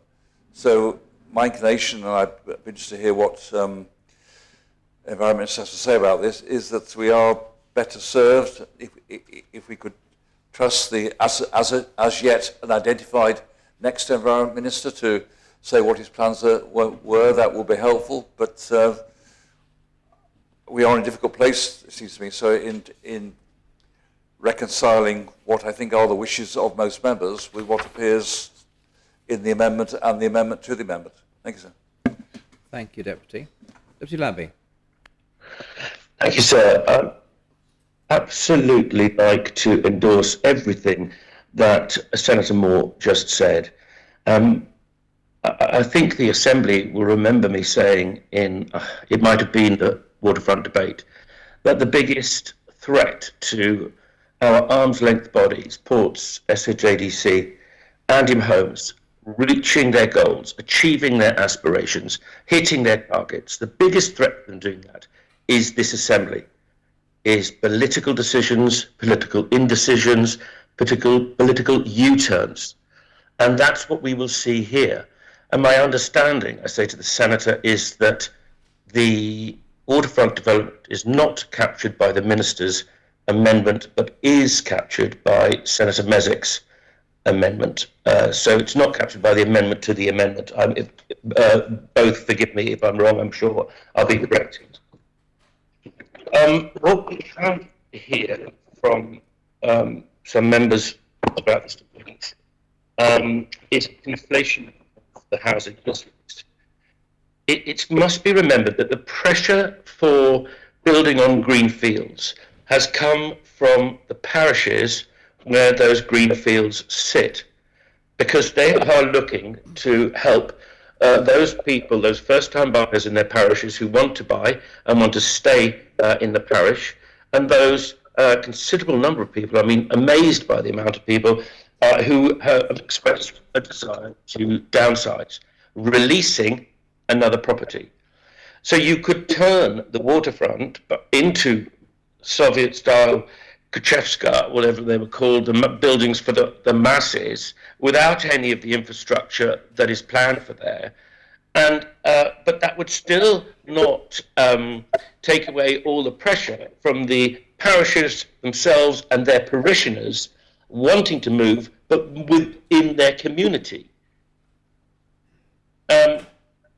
So I mean, in some ways, I wish I was a member of Reform Church, because it would have been lovely to sit through this debate just saying no to all the greenfield development.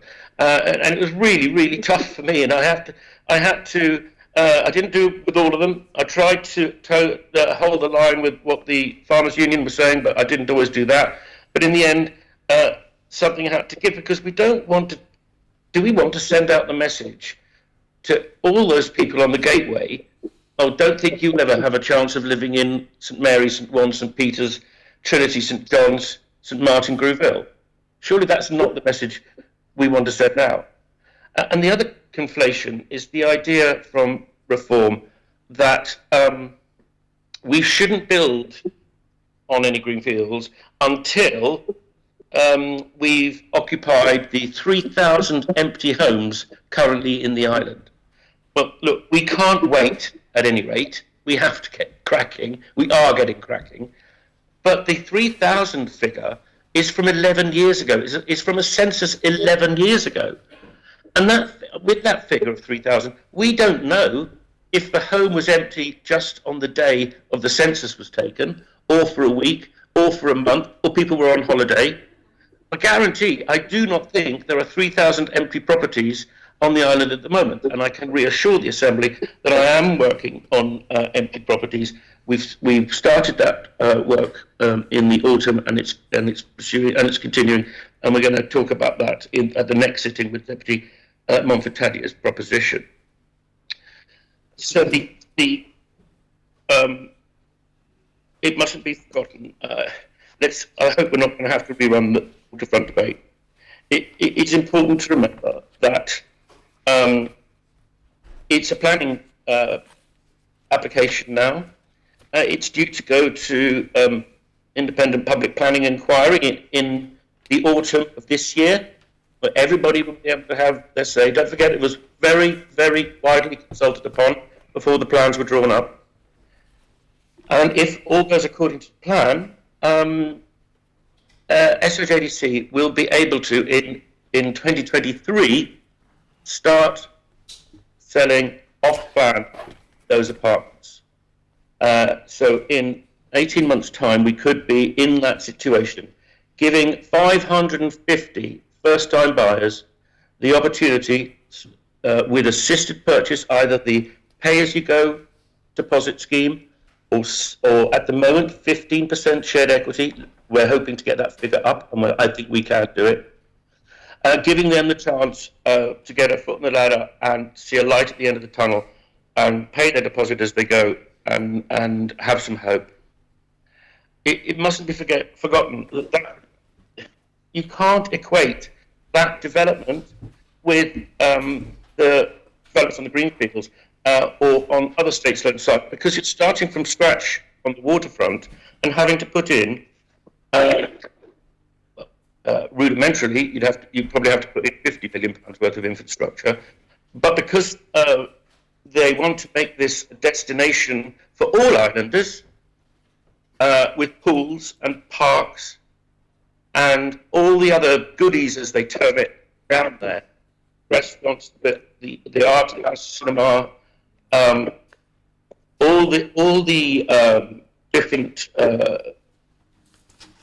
shops and beverage restaurant places, and all those pools, and building occupies about 65% of that site, about 35% of that site. The rest is open space, public realm. I know that it's also going to provide lots of opportunities for those who do want to downsize to St Helier, again releasing their properties. And I know that the top 30% top price things is a difficult pill to swallow for a lot of us. But it is buying £150 million worth of infrastructure without recourse to the taxpayer, the public funds. And so that is quite important. The waterfront does need people down there now, because some of the restaurants have been finding it hard to survive. It needs a lot of people down there to support the restaurants that are down there and the new ones. It is the inflexibility of the Senator's original amendment that is just too much to stomach. I'm sure that with our arm's length bodies, we can get that 15% up.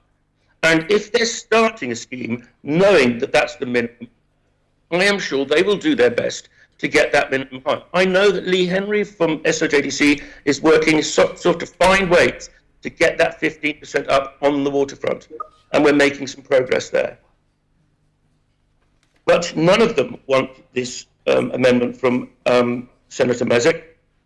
One of the best parts of my job, the one I most enjoy, is meeting with Andium and Ports of Jersey and SOJDC. And we have really good meetings, and I just think the island is really lucky to have the ladies and gentlemen who are running those organisations, who are so committed. And I'm trying to bring them together, because they're not in competition with one another, together and into government, sitting on the regeneration steering group as members of that, so we tap into their knowledge. And let's not cut off. I hear what the Constable of St John was saying. He's got a very particular take on Ports of Jersey, perhaps because of his eminence in logistics. But let's at least give Ports of Jersey a chance to show us what they want to do. And I know that scheme already includes, because they're not daft, that scheme already includes provision for assisted purchase housing. Thank you, sir. Deputy, will you accept a point of clarification from the Connotab of St John? Yes. Connotab of St John. Thank you, sir. The Minister said it was down to the parishes that we're having to build on green fields. Would the Minister agree that it's actually the Environment Minister who's brought some of the sites for debate? Yes, not of just course. the parishes? Yes, of course. And the Constable of St John's progress through this debate has been exemplary. But I was just acknowledging the existence in the parishes themselves of those first-time buyers and empty nesters who'd like to stay near or in their communities. Thank you, sir. So can I call for the adjournment, please? The adjournment has been proposed by Deputy Higgins in the chat and seconded by Deputy Martin. Does anyone wish to speak on the adjournment? The State stand adjourned until 9:30 a.m. tomorrow morning.